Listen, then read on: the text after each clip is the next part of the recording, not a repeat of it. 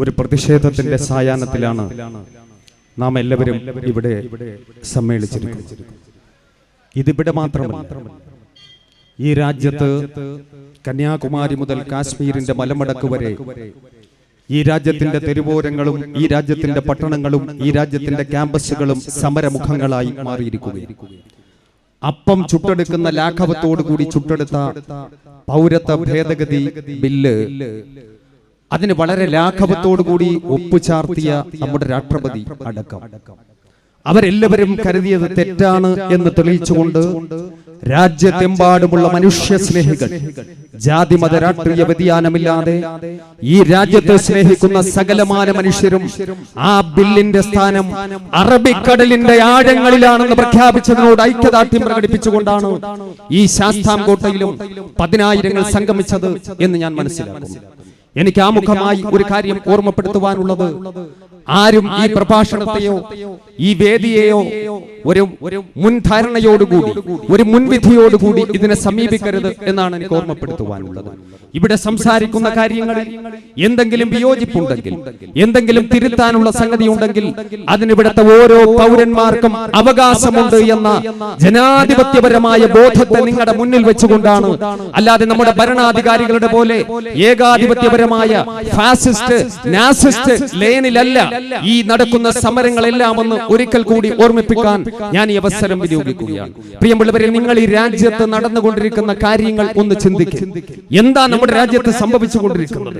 നമ്മുടെ രാജ്യത്തിന്റെ ഭരണഘടനയെ സംരക്ഷിക്കേണ്ട, നമ്മുടെ രാജ്യത്തിന്റെ ജനാധിപത്യത്തെയും മതേതരത്വത്തെയും സംരക്ഷിക്കേണ്ട, അതിന് ഏറ്റവും പ്രധാനമായി കടമപ്പെട്ട നമ്മുടെ ഭരണകർത്താക്കൾ ഇവകളെല്ലാത്തിനെയും നശിപ്പിച്ചുകൊണ്ടിരിക്കുന്ന അത്യന്തം വളരെ മോശമായ ഒരു സാഹചര്യത്തിലൂടെയാണ് നാം കടന്നുപോയിക്കൊണ്ടിരിക്കുന്നത്. നമുക്കറിയാം, 2019 ഡിസംബർ മാസം 11-ാം തീയതി ചരിത്രത്തിൽ രേഖപ്പെടുത്തി കഴിഞ്ഞു.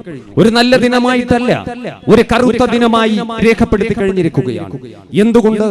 നമ്മുടെ ഭരണഘടന, ആ ഭരണഘടനയുടെ സ്ഥാനത്ത് നമ്മുടെ ലോകം അംഗീകരിക്കുന്ന, ലോകത്തെ എല്ലാ ജനങ്ങളും വളരെ പ്രാധാന്യത്തോടുകൂടി പവിത്രതയോടുകൂടി കാണുന്ന നമ്മുടെ ഭരണഘടനയെ മാറ്റിമറിച്ചുകൊണ്ട്, അതിനെ ആ സ്ഥാനത്ത് നിന്ന് മാറ്റിക്കൊണ്ട് ആ ഭരണഘടനയുടെ സ്ഥാനത്ത് നമുക്കറിയാം സംഘപരിവാറിന്റെ വേദഗ്രന്ഥമായി അറിയപ്പെടുന്ന വിചാരധാരയെ പ്രതിഷ്ഠിച്ച ദിനമാണ് കഴിഞ്ഞ ഈ മാസം 11-ാം തീയതി എന്ന് പറയുന്നത്. വളരെയധികം നമ്മുടെ ജനാധിപത്യ സങ്കല്പങ്ങളെ, നമ്മുടെ മതേതരത്വ സംവിധാനത്തെ ഒന്നടങ്കം തച്ചു തകർത്തിരിക്കുകയാണ്. നമ്മുടെ രാജ്യത്തെ പറ്റി നിങ്ങളൊന്ന് ചിന്തിക്കുന്നു. നമുക്കറിയാം, ഇന്ത്യ രാജ്യം മഹിതമായ ഒരു പാരമ്പര്യമുള്ള നാടാണ്. വിവിധ മതങ്ങൾക്ക് ജന്മം നൽകിയ നാടാണ്. വിവിധ സംസ്കാരങ്ങളെ ഇരു കൈയും നീട്ടി സ്വീകരിച്ച നാടാണ്. നാനാത്വത്തിൽ ഏകത്വം എന്ന മഹിതമായ സങ്കല്പത്തെ ലോകത്തിന് പരിചയപ്പെടുത്തി കൊടുത്ത നാടാണ്. ലോകത്തിലെ ഏറ്റവും വലിയ മതേതര ജനാധിപത്യ രാഷ്ട്രമായി അറിയപ്പെടുന്ന ഇന്ത്യ രാജ്യം. പക്ഷേ ആ ഇന്ത്യ രാജ്യത്തെ ഒരു മതാധിഷ്ഠിതമായ രാഷ്ട്രമാക്കി മാറ്റുന്നതിന് വേണ്ടി വളരെ ആസൂത്രിതമായി പ്രവർത്തിച്ചുകൊണ്ടിരിക്കുന്ന ഒരു സംഘം നമ്മുടെ രാജ്യത്ത് ഒരു നൂറ്റാണ്ട് കാലമായി ഉണ്ടായിരുന്നു. ഇരുട്ടിന്റെ ശക്തികൾ, ആ ഇരുട്ടിന്റെ ശക്തികൾ അധികാരത്തിലെത്തിയതിന്റെ ദുരന്ത ഫലമാണ് ഇന്ന് ഈ രാജ്യത്തെ എല്ലാ മനുഷ്യരും അനുഭവിച്ചുകൊണ്ടിരിക്കുന്നത്. ഞാൻ ഇവിടുത്തെ ജനങ്ങളോട് പറയട്ടെ, നിങ്ങളൊന്ന് ചിന്തിച്ചു നോക്കി, ഈ രാജ്യത്തിന്റെ പ്രയാണം നിങ്ങളൊന്ന് ചിന്തിക്കും. 1947 ഓഗസ്റ്റ് മാസം 15-ാം തീയതിയാണ് ഇന്ത്യക്ക് സ്വാതന്ത്ര്യം കിട്ടിയത്. ഇന്ത്യയുടെ സ്വാതന്ത്ര്യം ആരും ഓശാരമായി തന്നതല്ല. പിന്നെയോ ഈ രാജ്യത്തിന്റെ മക്കൾ നിരന്തരമായ പോരാട്ടം നടത്തി ഗത്യന്തരമില്ലാതെയാണ് വെള്ളക്കാരൻ 1947 ഓഗസ്റ്റ് 14 അർദ്ധരാത്രിയിൽ ഇന്ത്യ രാജ്യത്ത് നിന്ന് വിമാനം കയറിയത്. പണ്ഡിറ്റ് ജവഹർലാൽ നെഹ്റു ഇന്ത്യയുടെ പ്രഥമ പ്രധാനമന്ത്രിയായി ഇന്ത്യയിൽ അധികാരമേറ്റു. എത്രയോ പ്രധാനമന്ത്രിമാരുടെ ഭരണം ഞാനും നിങ്ങളും കാണുകയുണ്ടായി. 2014 വരെ ഡോക്ടർ മൻമോഹൻ സിംഗ് വരെയുള്ള, പണ്ഡിറ്റ് ജവഹർലാൽ നെഹ്റു മുതൽ മൻമോഹൻ സിംഗ് വരെയുള്ള പ്രധാനമന്ത്രിമാരുടെ ഭരണം നമുക്ക് കാണുവാൻ സാധിച്ചു. പ്രിയമുള്ളവരെ, ആ ഭരണത്തിലൂടെ, നിരന്തരമായ പ്രയാണത്തിലൂടെ ഇന്ത്യ രാജ്യം എവിടെയെത്തി? സാക്ഷാൽ അമേരിക്കയോട് പോലും, അതേ പ്രകാരം തന്നെ ചൈന എന്ന് പറയുന്ന വൻശക്തിയോട് പോലും വെല്ലുവിളിക്കത്തക്ക തരത്തിലേക്ക് വികസിത രാജ്യമായി കുതിച്ചുകൊണ്ടിരിക്കുകയായിരുന്നില്ലേ നമ്മുടെ രാജ്യം?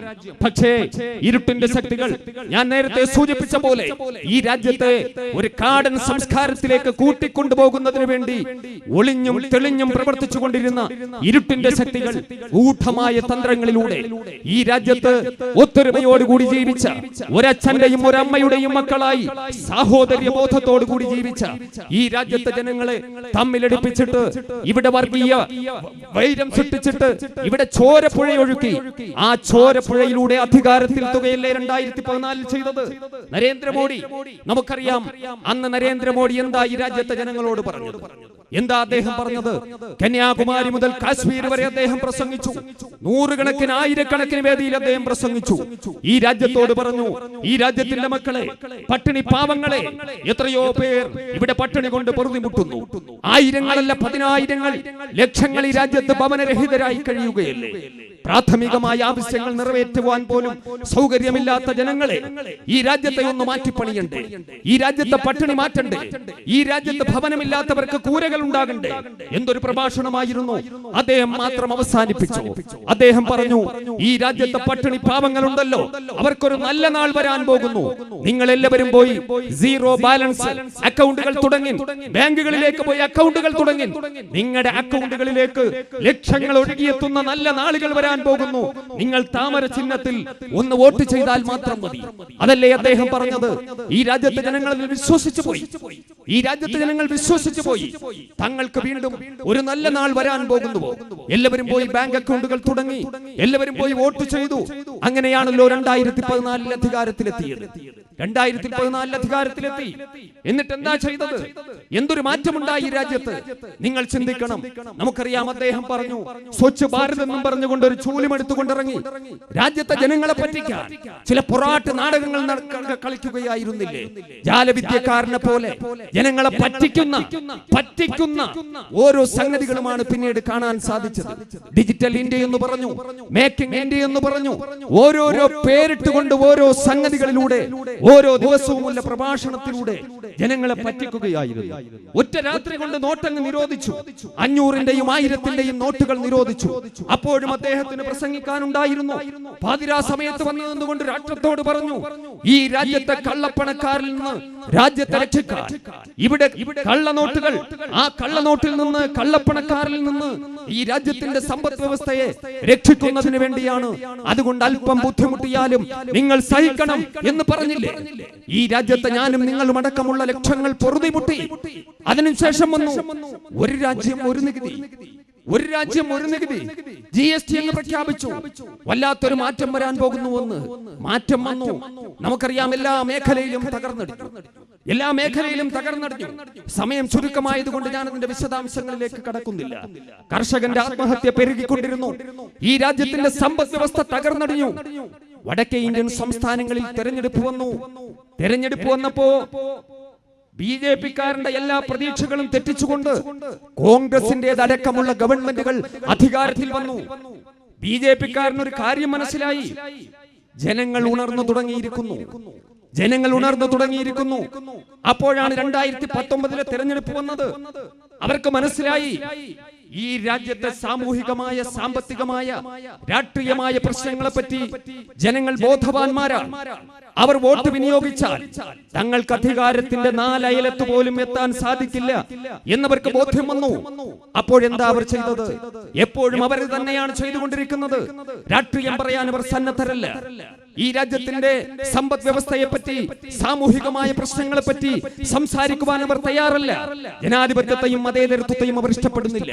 അവർക്ക് വർഗീയതയാണ് മുഖ്യ അജണ്ട. അതുകൊണ്ട് തന്നെ വർഗീയമായ നിലപാടുകളിലൂടെ അവർ തെരഞ്ഞെടുപ്പിനെ സമീപിച്ചു. നമുക്കറിയാം, ഈ വടക്കേ ഇന്ത്യൻ സ്റ്റേറ്റുകളിൽ തെരഞ്ഞെടുപ്പ് കഴിഞ്ഞപ്പോ അധികാരത്തിൽ BJP ഇതര ഗവൺമെന്റുകൾ വന്ന സന്ദർഭത്തിൽ തന്നെ ഈ രാജ്യത്തോട് പ്രതിബദ്ധതയുള്ള എല്ലാവരും പറഞ്ഞതാണ്, BJP-കാരൻ ഈ രാജ്യത്ത് ഒരു വർഗീയ കലാപം സൃഷ്ടിക്കും. ഈ രാജ്യത്ത് അങ്ങോളം ഇങ്ങോളം ഒരു വർഗീയ കലാപത്തിന് അവർ തുടക്കം കുറിക്കും. അല്ലെങ്കിൽ ഒരു ഇന്ത്യ-പാക് യുദ്ധമുണ്ടാകും. കാരണം അത്തരം ഒരു സാഹചര്യം വന്നാൽ ഈ പ്രശ്നങ്ങളിൽ നിന്ന് ജനങ്ങളുടെ ശ്രദ്ധ തിരിയും. വല്ലാത്തൊരു ദേശീയ ഭ്രാന്ത് സൃഷ്ടിക്കപ്പെടും. തങ്ങൾക്ക് അധികാരത്തിലെത്താൻ എളുപ്പമാകുമെന്ന് അവർക്ക് മനസ്സിലാകും. പ്രിയമുള്ളവരെ, നിങ്ങൾ ചിന്തിച്ചു നോക്കി, നിങ്ങൾക്ക് ഓർമ്മയുണ്ടാകും, തെരഞ്ഞെടുപ്പ് വെളിപ്പാട് അകലെ വന്നു നിന്നപ്പോ കാശ്മീരിൽ 300ഓളം സൈനികർക്ക് ജീവൻ നഷ്ടപ്പെടുന്ന ഒരു സാഹചര്യം ഉണ്ടായില്ലേ? ഞാനും നിങ്ങളുമൊക്കെ വായിച്ചില്ലേ? ദൃശ്യമാധ്യമങ്ങളിൽ കണ്ടില്ലേ? കാശ്മീരിൽ 300 സൈനികർക്കാണ് ജീവൻ നഷ്ടപ്പെട്ടത്. അതൊരു നാടകമാണ് എന്ന് പറഞ്ഞാൽ അത് BJP-ക്കാരന്റെ അല്ലെങ്കിൽ രാജ്യം ഭരിച്ചുകൊണ്ടിരുന്നവന്റെ ആസൂത്രിതമായ ഒരു നാടകമായിരുന്നു എന്ന് പറഞ്ഞാൽ നിഷേധിക്കാൻ സാധിക്കുമോ? ഒരിക്കലും സാധിക്കില്ല. വളരെ തന്ത്രപ്രധാനമായ ഒരു കേന്ദ്രത്തിൽ നമുക്കറിയാം, ഒരു ഈച്ച പോലും അവിടെ പറക്കണമെങ്കിൽ സൈനികരുടെ അറിവില്ലാതെ സാധിക്കാത്ത ഒരു സാഹചര്യത്തിൽ എന്തുകൊണ്ട് 300ഓളം സൈനികർക്ക് ജീവഹാനി സംഭവിച്ചു? ആസൂത്രിതമായിരുന്നു. ഈ രാജ്യത്തെ ജനങ്ങളുടെ ശ്രദ്ധ തിരിക്കുന്നതിന് വേണ്ടി, പാകിസ്ഥാനുമായി ഒരു യുദ്ധമുണ്ടാകുന്നതിന് വേണ്ടി സർജിക്കൽ സ്ട്രൈക്ക് നടത്തിയിട്ട് ആ തെരഞ്ഞെടുപ്പിലുടനീളം അവർ അതിനെപ്പറ്റിയല്ലേ സംസാരിച്ചത്? എല്ലാ പ്രശ്നങ്ങളെ പറ്റിയും മാറ്റിവെച്ചു. ജനങ്ങളുടെ അടിസ്ഥാനപരമായ വിഷയങ്ങളിൽ നിന്നെല്ലാം ശ്രദ്ധ തിരിച്ചിട്ട് പാകിസ്ഥാനുമായിട്ടുള്ള യുദ്ധത്തെ പറ്റി മാത്രം സംസാരിച്ചു കൊണ്ടിരുന്നു. അത് ആസൂത്രിതമായ ഒരു നടപടിയായിരുന്നു. അല്ല എന്ന് പറയാൻ ആർക്കെങ്കിലും സാധിക്കുമോ? BJP-ക്കാരന്റെ സാക്ഷാൽ നരേന്ദ്രമോദിയുടെയും അമിത്ഷായുടെയും ബുദ്ധിയിൽ ഉദിച്ച ഒരു തന്ത്രമായിരുന്നു, കുതന്ത്രമായിരുന്നു എന്ന് പറഞ്ഞാൽ നിഷേധിക്കാൻ സാധിക്കുമോ? രണ്ടാമതായി വോട്ടിംഗ് യന്ത്രത്തെ അവർ ഉപയോഗിച്ചു. എന്തുകൊണ്ട് ബാലറ്റ് സംവിധാനത്തിലേക്ക് മടങ്ങി വരാൻ അവർ തയ്യാറാകുന്നില്ല? ഇന്ത്യൻ നാഷണൽ കോൺഗ്രസ് അടക്കം, കമ്മ്യൂണിസ്റ്റ് മാർക്സിസ്റ്റ് പാർട്ടി അടക്കം ഈ രാജ്യത്തെ എല്ലാ ദേശീയ രാഷ്ട്രീയ പ്രസ്ഥാനങ്ങളും പറയുന്നു ഈ വോട്ടിംഗ് യന്ത്രം BJP ദുരുപയോഗപ്പെടുത്തിക്കൊണ്ടിരിക്കുകയാണ്. അതെ, ആ വോട്ടിംഗ് യന്ത്രത്തിൽ തിരിമറി നടത്തി തന്നെയാണ് വടക്കേ ഇന്ത്യൻ സ്റ്റേറ്റുകളിൽ മൃഗീയ ഭൂരിപക്ഷം നേടിയത്. നിങ്ങൾ കേരളത്തിലേക്ക് കണ്ണോടിക്കുന്നു. രാഷ്ട്രീയ പ്രബുദ്ധതയുള്ള നാടാണ് കേരളം. എല്ലാ വിഷയങ്ങളെയും വളരെ കൃത്യമായി അപഗ്രഥിക്കുന്ന ഒരു മനോഭാവമുള്ള ജനസമൂഹം ജീവിക്കുന്ന സ്റ്റേറ്റ് ആണ് കേരളം. കേരളത്തിലെ ജനങ്ങൾ വിധി എഴുതിയില്ലേ? കഴിഞ്ഞ പാർലമെന്റ് തെരഞ്ഞെടുപ്പിൽ ഒരു പാർലമെന്റ് സീറ്റെങ്കിലും മരുന്നിന് പോലും നേടാൻ BJP-ക്കാരന് സാധിച്ചോ? സാധിച്ചില്ല. തെക്കേ ഇന്ത്യൻ സംസ്ഥാനങ്ങളിൽ, തമിഴ്നാട്ടിലടക്കം രാഷ്ട്രീയ ബോധമുള്ള ജനങ്ങൾ കൃത്യമായി വിധി എഴുതുകയുണ്ടായി. ഞാൻ പറഞ്ഞത്, ഇന്ത്യ പാക് യുദ്ധം എന്നൊരു സാഹചര്യം സൃഷ്ടിച്ച് അതിലൂടെ വോട്ടിംഗ് യന്ത്രം ദുരുപയോഗപ്പെടുത്തിക്കൊണ്ട് അങ്ങനെ കൃത്രിമമായ മാർഗങ്ങളിലൂടെയാണ് രണ്ടാമതും അവർ അധികാരത്തിലെത്തിയത്. രണ്ടാമതും അധികാരത്തിലെത്തി വർഗീയമായ അജണ്ടകൾ മാത്രമേ അവർക്ക് പുറത്തെടുക്കുവാനുള്ളൂ. രാജ്യം എവിടെ എത്തി? തെരഞ്ഞെടുപ്പിന് ശേഷമുള്ള സാഹചര്യം നിങ്ങൾ വിലയിരുത്തി. നമ്മുടെ ശ്രദ്ധ മാറ്റിമറിക്കുന്നതിന് വേണ്ടിയാണ് ഈ വർഗീയമായ അജണ്ടകളെല്ലാം കൊണ്ടുവരുന്നത്. എന്റെ ഹൈന്ദവ സമുദായ അംഗങ്ങളോട്, എല്ലാ സഹോദര സമുദായ അംഗങ്ങളോടും, വിശ്വാസി സമൂഹത്തോടും ഞാൻ ഓർമ്മപ്പെടുത്തട്ടെ, നാം കൃത്യമായി അപഗ്രഥിക്കണം. നാം നമ്മുടെ സഹോദരങ്ങളോട് സംസാരിക്കണം, സംവദിക്കണം, കാര്യങ്ങൾ ചർച്ച ചെയ്യണം. രാജ്യത്തിന്റെ പോക്ക് അപകടത്തിലേക്ക്. നമ്മുടെ സമ്പദ് വ്യവസ്ഥ എവിടെ എത്തി നിൽക്കുന്നു എന്ന് നിങ്ങൾക്കറിയുമോ? അമേരിക്കക്കാരനോടും ചൈനക്കാരനോടും മത്സരിച്ചു കൊണ്ടിരുന്ന ഇന്ത്യ രാജ്യം, ആ ഇന്ത്യയുടെ സാമ്പത്തികമായ മൊത്തം വളർച്ചാ നിരക്ക്, DGP-യുടെ നിരക്ക് 4.5%. GDP-യുടെ നിരക്ക്, മൊത്തം സാമ്പത്തിക വരുമാന തോത് 4.5%. ഈ രാജ്യത്തിന്റെ കാതൽ വ്യവസായങ്ങൾ, സിമന്റ്, വൈദ്യുതി, കൽക്കരി അടക്കമുള്ള കാതൽ വ്യവസായങ്ങൾ, അതിന്റെ വളർച്ചാ നിരക്ക് 5.8%. ആഗോള സമ്പദ് വ്യവസ്ഥ തകർന്നടിഞ്ഞ സാഹചര്യത്തിൽ പോലും അത്തരം ഒരു അപകടത്തിലേക്ക് ഈ രാജ്യം ഒരിക്കലും പതിച്ചിട്ടില്ല. ഈ രാജ്യത്തിന്റെ വാഹന വിപണി, അതിന്റെ വിൽപ്പന 1/3 ചുരുങ്ങി. 3 ലക്ഷം പേർക്കാണ് അവിടെ തൊഴിലവസരം നഷ്ടപ്പെട്ടത്. 3 ലക്ഷം പേർക്ക്. നിങ്ങൾക്കറിയുമോ, നമ്മുടെ സമ്പദ് വ്യവസ്ഥയെ നിയന്ത്രിക്കുന്നത് റിസർവ് ബാങ്കാണ്. ബാങ്കുകളെ നിയന്ത്രിച്ചുകൊണ്ടിരിക്കുന്നത്, സമ്പദ് വ്യവസ്ഥയെ നിയന്ത്രിച്ചുകൊണ്ടിരിക്കുന്നത് റിസർവ് ബാങ്കാണ്. ആ റിസർവ് ബാങ്കിൽ കരുതൽ പണമുണ്ട് 9.8 ലക്ഷം കോടി ഉറുപ്പിക. ആരും 9-ലും 8-ലും നിന്ന് കറങ്ങരുത്.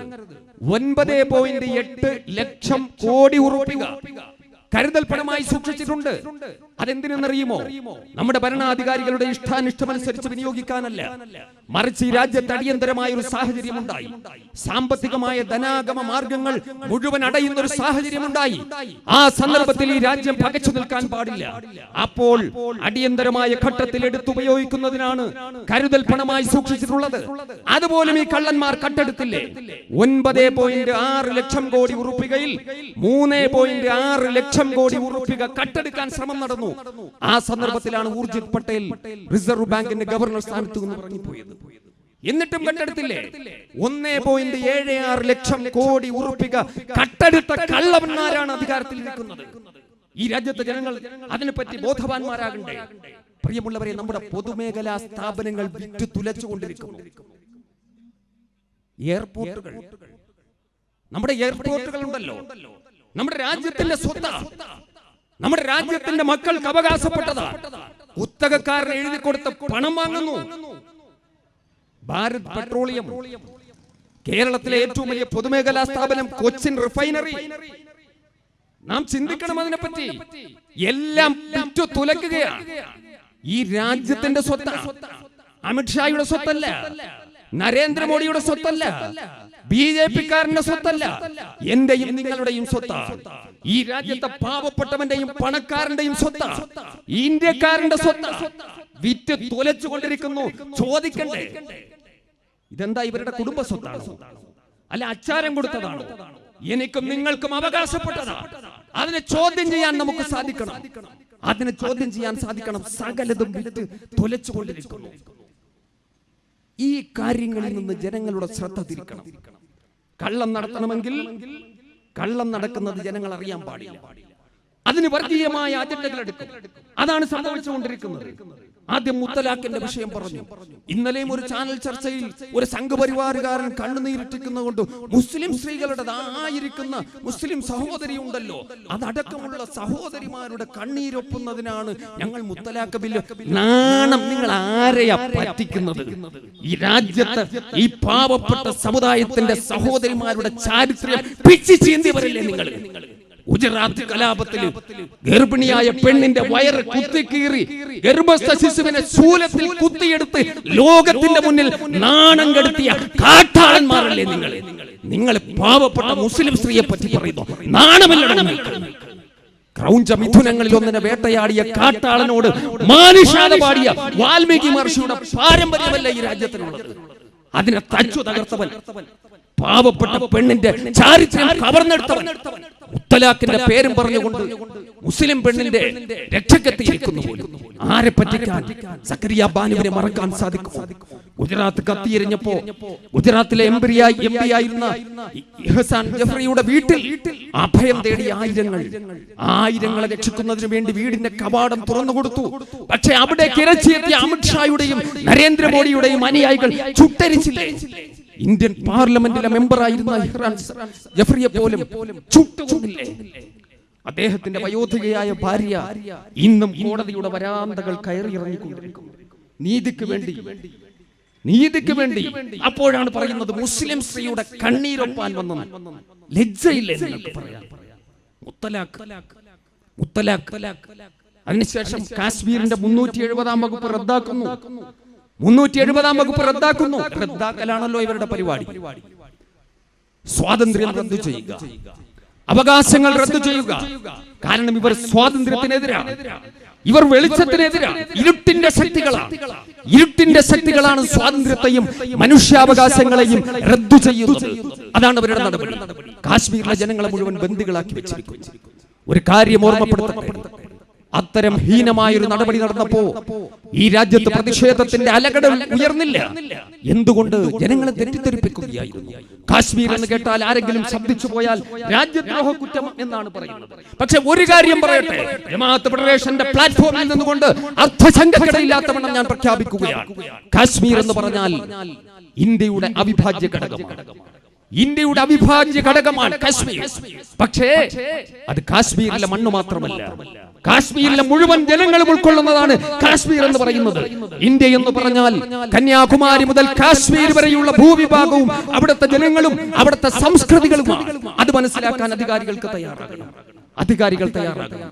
ജനങ്ങളെ ബന്ദികളാക്കി വെച്ചിരിക്കുന്നു. ഹോസ്പിറ്റലിൽ പോകാൻ കഴിയുന്നില്ല, വിദ്യാഭ്യാസം നേടാൻ കഴിയുന്നില്ല.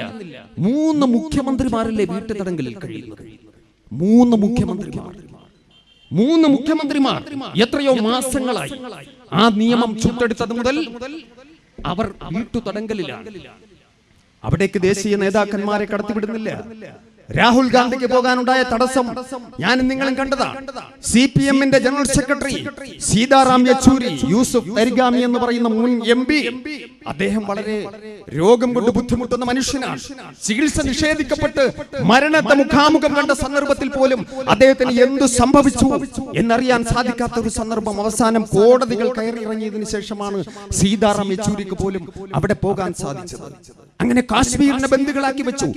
ഓരോരോ നിയമങ്ങൾ ഓരോ ദിവസവും UAPA കരിനിയമം. ആ കരിനിയമങ്ങൾക്ക് ശക്തി കൂട്ടുന്നു. സ്വാതന്ത്ര്യത്തെ റദ്ദ് ചെയ്യുക, അവകാശങ്ങൾ റദ്ദ് ചെയ്യുക, കരിനിയമങ്ങൾ. UAPA നമുക്കറിയാം. ഈ രാജ്യത്തിന്റെ ഭരണഘടന എന്താ പറയുന്നത്? നാം മനസ്സിലാക്കണം.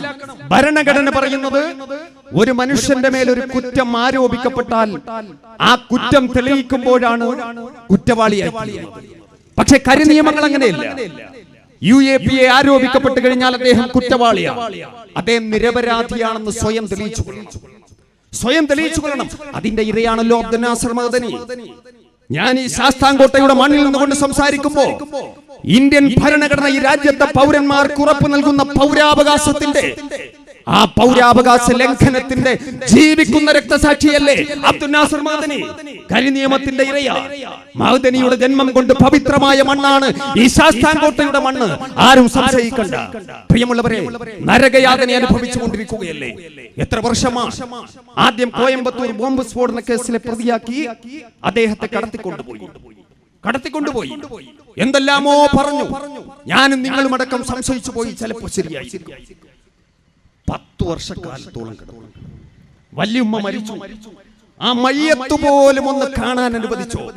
ജാമ്യം പോട്ടെ, ഒരു പരോള് പോലും കൊടുക്കാതെ തടവറയ്ക്കുള്ളിൽ, ഇരുട്ടറയ്ക്കുള്ളിൽ, കോയമ്പത്തൂരിലെയും സേലത്തെയും ജയിലറയ്ക്കുള്ളിൽ ഒരു മനുഷ്യന്റെ ജീവിതം ഹോമിച്ചില്ലേ? അവസാനം കോടതിയിൽ നിന്ന് അന്തിമമായ വിധിയുണ്ടായി. മഅദനി നിരപരാധിയാണ്. അദ്ദേഹത്തിന്റെ മേൽ ആരോപിക്കപ്പെട്ട കുറ്റത്തിന്റെ ഒരു ചെറിയ അംശം പോലും തെളിയിക്കാൻ പ്രോസിക്യൂഷന് സാധിച്ചില്ല എന്ന് പറഞ്ഞുകൊണ്ട് 100% നിരപരാധിയായി അഗ്നിശുദ്ധി വരുത്തി കേരളത്തിലേക്ക് കടന്നു വന്നു. മഅദനിയെ ആനയിച്ചു കൊണ്ടുപോയി മന്ത്രി പുങ്കവന്മാർ. തിരുവനന്തപുരം ശംഖുമുഖം കടപ്പുറത്ത് ഒരു ഭാഗത്ത് അറബിക്കടലിന്റെ അലമാലകൾ ആർത്തിരമ്പുമ്പോ ഒരു മനുഷ്യ മഹാസാഗരം അലയടിക്കുകയായിരുന്നു. സമാനമായി ശംഖുമുഖം കടപ്പുറത്ത് ഞാനും ഉണ്ടായിരുന്നു. ഈ വേദിയിലുള്ള പലരും ഉണ്ടായിരുന്നു. ബഹുമാന്യനായ ആറ്റക്കോയ തങ്ങൾ അടക്കമുള്ളവർ ഉണ്ടായിരുന്നു എന്നാണ് എന്റെ ഓർമ്മ. ഒരു മനുഷ്യ മഹാസാഗരം. ആ മനുഷ്യ മഹാസാഗരത്തിൽ മന്ത്രിമാരൊക്കെ സംസാരിച്ചു. അവസാനം മഅദനിയും ക്ഷണിക്കപ്പെട്ടു സംസാരിക്കാൻ. മഅദനി തന്റെ സംസാരത്തിന്റെ പ്രാരംഭത്തിൽ തന്നെ ചോദിച്ചു, എന്റെ ജീവിതത്തിൽ എനിക്ക് നഷ്ടപ്പെട്ട 10 വർഷക്കാലം എന്റെ ഭാര്യയായ സൂഫിയ ഒരു വിധവയെ പോലെ ജീവിച്ചു. എന്റെ മക്കൾ സലാഹുദ്ദീൻ അയ്യൂബിയും ഉമർ മുഖ്താറും അനാഥകളെ പോലെ ജീവിച്ചു. എന്റെ സകലമാന സംഗതികളും എന്റെ സ്വാതന്ത്ര്യം കവർന്നെടുക്കപ്പെട്ടു. 10 വർഷക്കാലം ഞാൻ നിരപരാധിയാണെന്ന് പറയുന്നു. എന്ത് പ്രായശ്ചിത്തമാണ് നിങ്ങൾക്ക് നൽകാനുള്ളത്? മഅദനിയുടെ ശബ്ദം പ്രകമ്പനം കൊണ്ടു കേരളത്തിൽ അങ്ങോളം ഇങ്ങോളം. കേരളം ലജ്ജിച്ചു തലതാഴ്ത്തി. ഒരു സമാധാനവും നമുക്ക് ബോധിപ്പിക്കാനുണ്ടായിരുന്നില്ല. പക്ഷേ കേരളത്തിലെ ജനങ്ങൾ, അവിടെ കൂടിയ പുരുഷാരം ഒരു പ്രതിജ്ഞ എടുത്തു. രണ്ടാമതൊരു മനുഷ്യന് ഈ അവസ്ഥ വരാൻ പാടില്ല. രണ്ടാമതൊരു മനുഷ്യന്, ഒരു പൗരന് ഈ അവസ്ഥ വരാൻ പാടില്ല. പക്ഷേ വർഷങ്ങൾ കഴിയുന്നതിന് മുമ്പ് വീണ്ടും കടത്തിക്കൊണ്ടുപോയി മഅദനിയെ. ഈ വഴിയിലൂടെയാണല്ലോ കൊണ്ടുപോയത്. ഇപ്പൊ കൊണ്ടുപോയത് കർണാടകത്തിലേക്കായിരുന്നു. ബാംഗ്ലൂർ സ്ഫോടനത്തിലെ കേസും പറഞ്ഞുകൊണ്ട് കടത്തിക്കൊണ്ടുപോയി. ആർക്കും ശബ്ദിക്കാൻ പറ്റാത്തവണ്ണം UAPA പ്രയോഗിച്ചു. കരിനിയമമാണ്. അദ്ദേഹം വല്ലാതെ പൊറുതിമുട്ടുന്നു. രോഗം കൊണ്ട് പൊറുതിമുട്ടുന്നു. പ്രിയമുള്ളവരെ, ഓരോ ദിവസവും വന്നുകൊണ്ടിരിക്കുന്ന വാർത്തകൾ ഞെട്ടിപ്പിക്കുന്നതാണ്. എല്ലാവരും പ്രാർത്ഥിക്കുക.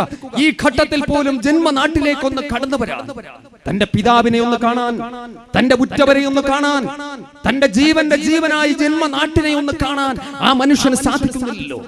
എന്താ ഇവിടെ സംഭവിച്ചുകൊണ്ടിരിക്കുന്നത്? കരിനിയമങ്ങളുടെ ഫലമല്ലേ? മഅദനി ഒറ്റപ്പെട്ട വ്യക്തിയല്ല. ആയിരക്കണക്കിന് ലക്ഷക്കണക്കിന് പേരുണ്ട് ഈ രാജ്യത്തിന്റെ തടവറകളിൽ. നിങ്ങൾക്കറിയുമോ? മഅദനി അറിയപ്പെട്ടയാളായതുകൊണ്ട്, പൊതുപ്രവർത്തകനായതുകൊണ്ട്, മതപണ്ഡിതനായതുകൊണ്ട്, പ്രഭാഷകനായതുകൊണ്ട്, ലോകമറിയപ്പെട്ട വ്യക്തിയായതുകൊണ്ട് ലോകം ചർച്ച ചെയ്യുന്നു. ഒറ്റപ്പെട്ട വ്യക്തിയല്ല, ലക്ഷക്കണക്കിന് പേരുണ്ട്. ആ കരിനിയമത്തിന് പോലും ശക്തി പോരാ. വീണ്ടും ശക്തി കൂട്ടുന്നു. പ്രിയമുള്ളവരെ, ആ നിയമത്തിന് ശക്തി പോരാ. വ്യക്തികൾ മാത്രം അതിന്റെ പരിധിയിൽ വന്നാൽ പോരാ, പ്രസ്ഥാനങ്ങളെ കൂടി അതിന്റെ ഉള്ളിൽ കൊണ്ടുവരണം. ഇത്രയും കാലം വ്യക്തികൾക്കെതിരെ മാത്രമേ കരിനിയമം പ്രയോഗിക്കാൻ ഉള്ള അവസരം ഉണ്ടായിരുന്നു. ഇപ്പൊ പ്രസ്ഥാനങ്ങളെ കൂടി അതിന്റെ പരിധിയിൽ കൊണ്ടുവന്നു. അങ്ങനെ കരിനിയമങ്ങൾക്ക് ശക്തി കൂട്ടിക്കൊണ്ടിരിക്കുന്നു. അപ്പോൾ അതാ വരുന്നു NRC, ദേശീയ പൗരത്വ രജിസ്റ്ററുമായി ബന്ധപ്പെട്ടുകൊണ്ട് അതെന്താ കേൾക്കുമ്പോ വലിയ ഇമ്പമുള്ള ഒരു പേരാണ്, വലിയ ഇമ്പമുള്ള ഒരു പേരാണ്. ഈ രാജ്യത്തെ പൗരന്മാരെ വിഭജിക്കുകയാണ്, ഈ രാജ്യത്തെ പൗരന്മാരെ വിഭജിക്കുകയാണ്. സ്വദേശി എന്നും വിദേശി എന്നും പറഞ്ഞുകൊണ്ട് ഇവിടെ ജനിച്ച, ഇവിടെ ജീവിക്കുന്ന ഈ രാജ്യത്തിന്റെ മക്കളെ വെട്ടിമുറുക്കുകയാണ്. വിഭജനം, രണ്ടാമതൊരു വിഭജനം. പ്രിയമുള്ളവരെ, വിഭജനം ഇവരുടെ സൃഷ്ടിയാണ്.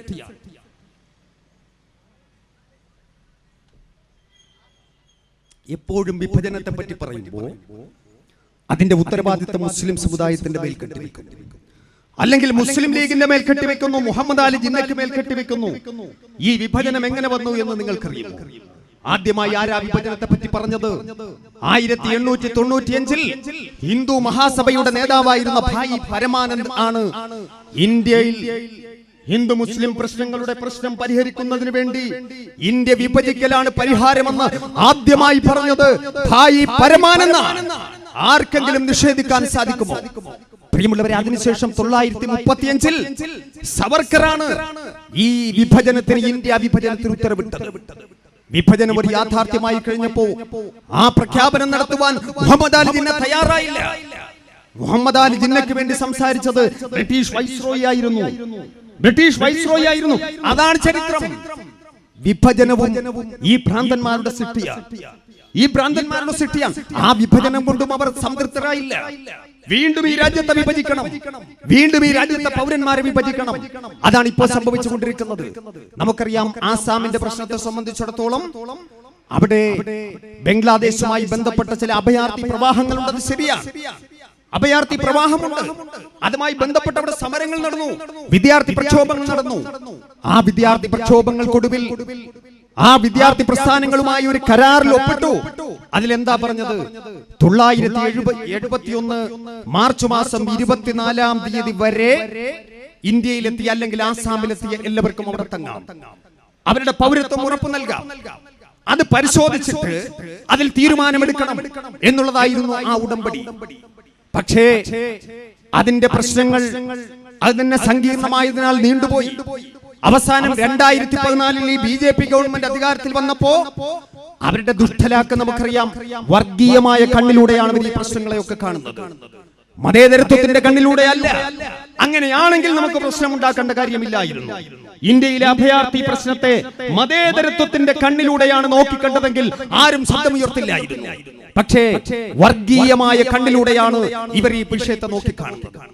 അതുകൊണ്ടാണ് NRCയുമായി ബന്ധപ്പെട്ട തെളിവെടുപ്പുകളും മറ്റും നടക്കുമ്പോ ഒരു സമുദായത്തെ മാത്രം ലക്ഷ്യം വെച്ചത്. അവിടുത്തെ മുസ്ലിം സമുദായത്തിന്റെ അംഗങ്ങളെ സംബന്ധിച്ചിടത്തോളം റെക്കോർഡുകളുമായി ഹാജരാകാൻ 500-600 കിലോമീറ്ററുകൾക്ക് അപ്പുറത്തേക്ക് ഹാജരാകാൻ തലേ ദിവസമാണ് നോട്ടീസ് കിട്ടുന്നത്. ആസാമിലെ ജനങ്ങൾക്ക് നിങ്ങൾ അറിയുമോ? നിങ്ങൾ ഇവിടെയുള്ള പൗൾട്രി ഫാമുകളിലേക്ക് ഒന്ന് കടന്നു ചെല്ലും, ഇവിടെയുള്ള റെസ്റ്റോറന്റുകളിലേക്ക് കടന്നു ചെല്ലും. നമുക്ക് അന്യ സംസ്ഥാന തൊഴിലാളികളെ കാണാം, ആസാമികളെ കാണാം, പട്ടിണി പാവങ്ങൾ. അവരുടെ ഗൾഫാണ് കേരളം. അതുപോലെ ഇന്ത്യയിലെ പല സ്റ്റേറ്റുകളിലും ജീവിതത്തിന്റെ രണ്ടറ്റം കൂട്ടിമുട്ടിക്കുന്നതിന് വേണ്ടി നെട്ടോട്ടമോടുന്ന പാവപ്പെട്ട ആസാമികൾ. ആ ആസാമികൾക്ക് റെക്കോർഡുകളുമായി ഹാജരാകാൻ തലേ ദിവസമാണ് മുസ്ലിം സമുദായത്തിന്. ബാക്കിയുള്ളവർക്ക് കൃത്യസമയത്തൊക്കെ അറിയിപ്പ് കിട്ടും. അങ്ങനെയാണ് ആ വിഷയത്തെ അവർ കണ്ടത്. അവസാനം ഈ ഓഗസ്റ്റ് മാസത്തിൽ അതിന്റെ തെളിവെടുപ്പ് പൂർത്തിയായി. 19 ലക്ഷം പേർ പുറത്ത്. അമിത്ഷായും കൂട്ടാളികളും വിചാരിച്ചു ഇതെല്ലാം മുസ്ലിങ്ങളാണ്. അങ്ങനെയാണല്ലോ കെണിയൊരുക്കിയത്. പക്ഷെ സംഭവിച്ചത് മറിച്ചായിരുന്നു. 14 ലക്ഷം പേരും മുസ്ലിങ്ങളല്ലാത്തവർ. 14 ലക്ഷം പേരും മുസ്ലിങ്ങളല്ലാത്തവർ. ഉടൻ വന്നു അമിത്ഷായുടെ പ്രഖ്യാപനം. ആരും ഭയക്കണ്ട, പുതിയൊരു ഭേദഗതി വരാൻ പോകുന്നു. ദേശീയ പൗരത്വ ഭേദഗതി ബിൽ അവതരിപ്പിക്കും. ഇവിടത്തെ ഹിന്ദു, സിഖ്, പാഴ്സി, ബുദ്ധ, ജൈന, ക്രൈസ്തവ മതവിഭാഗങ്ങൾ, ഈ 6 മതവിഭാഗങ്ങൾ പാകിസ്ഥാനിൽ നിന്ന്, ബംഗ്ലാദേശിൽ നിന്ന്, അഫ്ഗാനിസ്ഥാനിൽ നിന്ന് ഇന്ത്യയിലേക്ക് വന്ന ഈ അഭയാർത്ഥികൾ ആരും ഭയക്കേണ്ട കാര്യമില്ല. മുസ്ലിങ്ങൾ ഒഴിച്ചുള്ള എല്ലാവർക്കും ഞങ്ങൾ പൗരത്വം നൽകും. അതാണ് പൗരത്വ ഭേദഗതി ബിൽ. ഈ രാജ്യത്ത് മുസ്ലിം സമുദായം 2ാം കിട പൗരന്മാരാണ് എന്ന് പ്രഖ്യാപിക്കുകയായിരുന്നു. വല്ലാത്ത പ്രഭാഷണമാണ് നടത്തുന്നത്. ഇവിടേക്ക് വന്ന അഭയാർത്ഥികളെ സംരക്ഷിക്കണ്ടേ?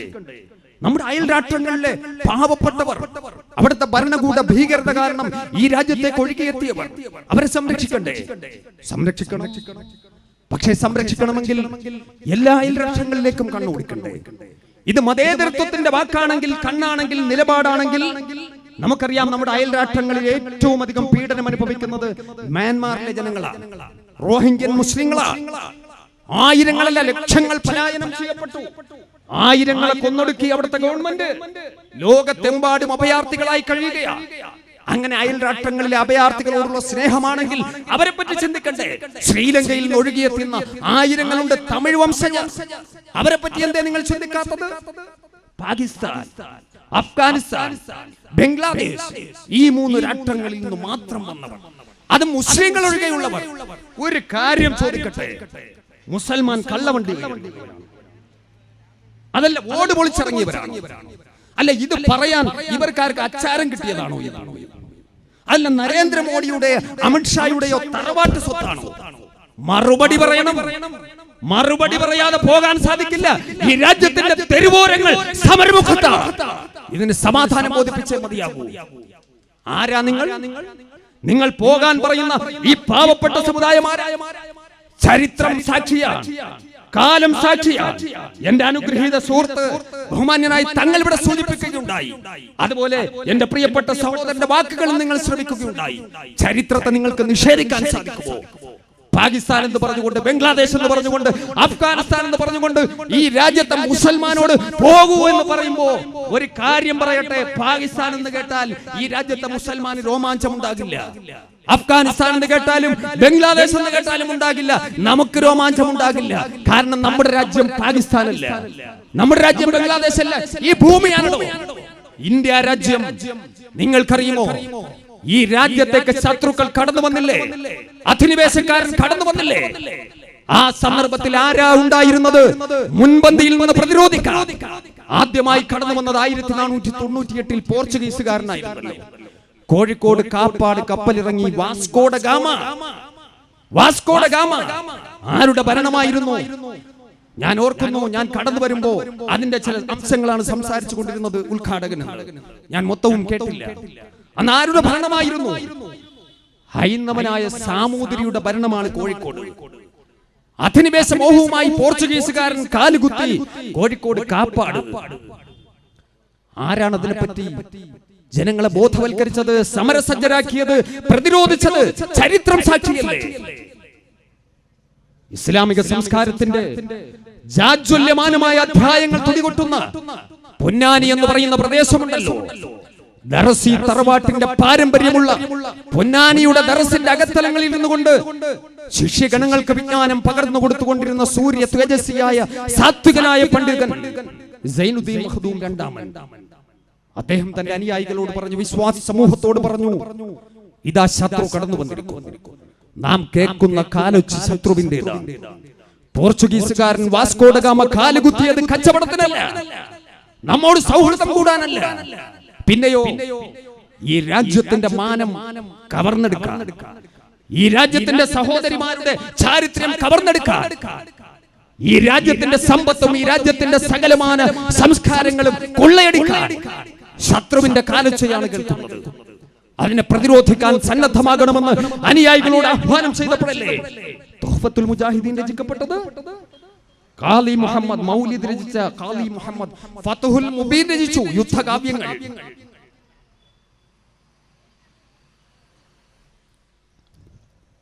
പോരാട്ടത്തിന്റെ പടയോട്ടത്തിന്റെ വീരഗാഥകളാണ് രചിക്കപ്പെട്ടത്.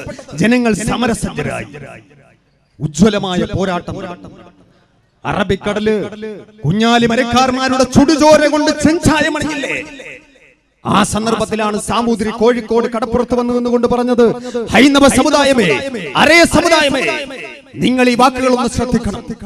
നമ്മുടെ രാജ്യത്തേക്ക് കടന്നു വന്ന വൈദേശികനെ തടുത്തു നിർത്താൻ, ശത്രുക്കളെ തടുത്തു നിർത്താൻ ഈ രാജ്യത്തൊരു സമൂഹം ഉണ്ടാകണം. നിങ്ങളുടെ കുടുംബത്തിൽ നിന്നും ഒരു കുഞ്ഞിനെയെങ്കിലും നിങ്ങൾ മുസ്ലിമായി വളർത്തു. ഖർവാപ്പസി പോലും, നിർബന്ധിത മതപരിവർത്തനം പോലും ഇസ്ലാമിന്റെ അജണ്ടയിലില്ല. ലാ ഇക്റാഹ ഫിദ്ദീൻ, ദീനിൽ മതത്തിന്റെ കാര്യത്തിൽ സമ്മർദ്ദമില്ല. അതാണോ ഇസ്ലാമിന്റെ നിലപാട്?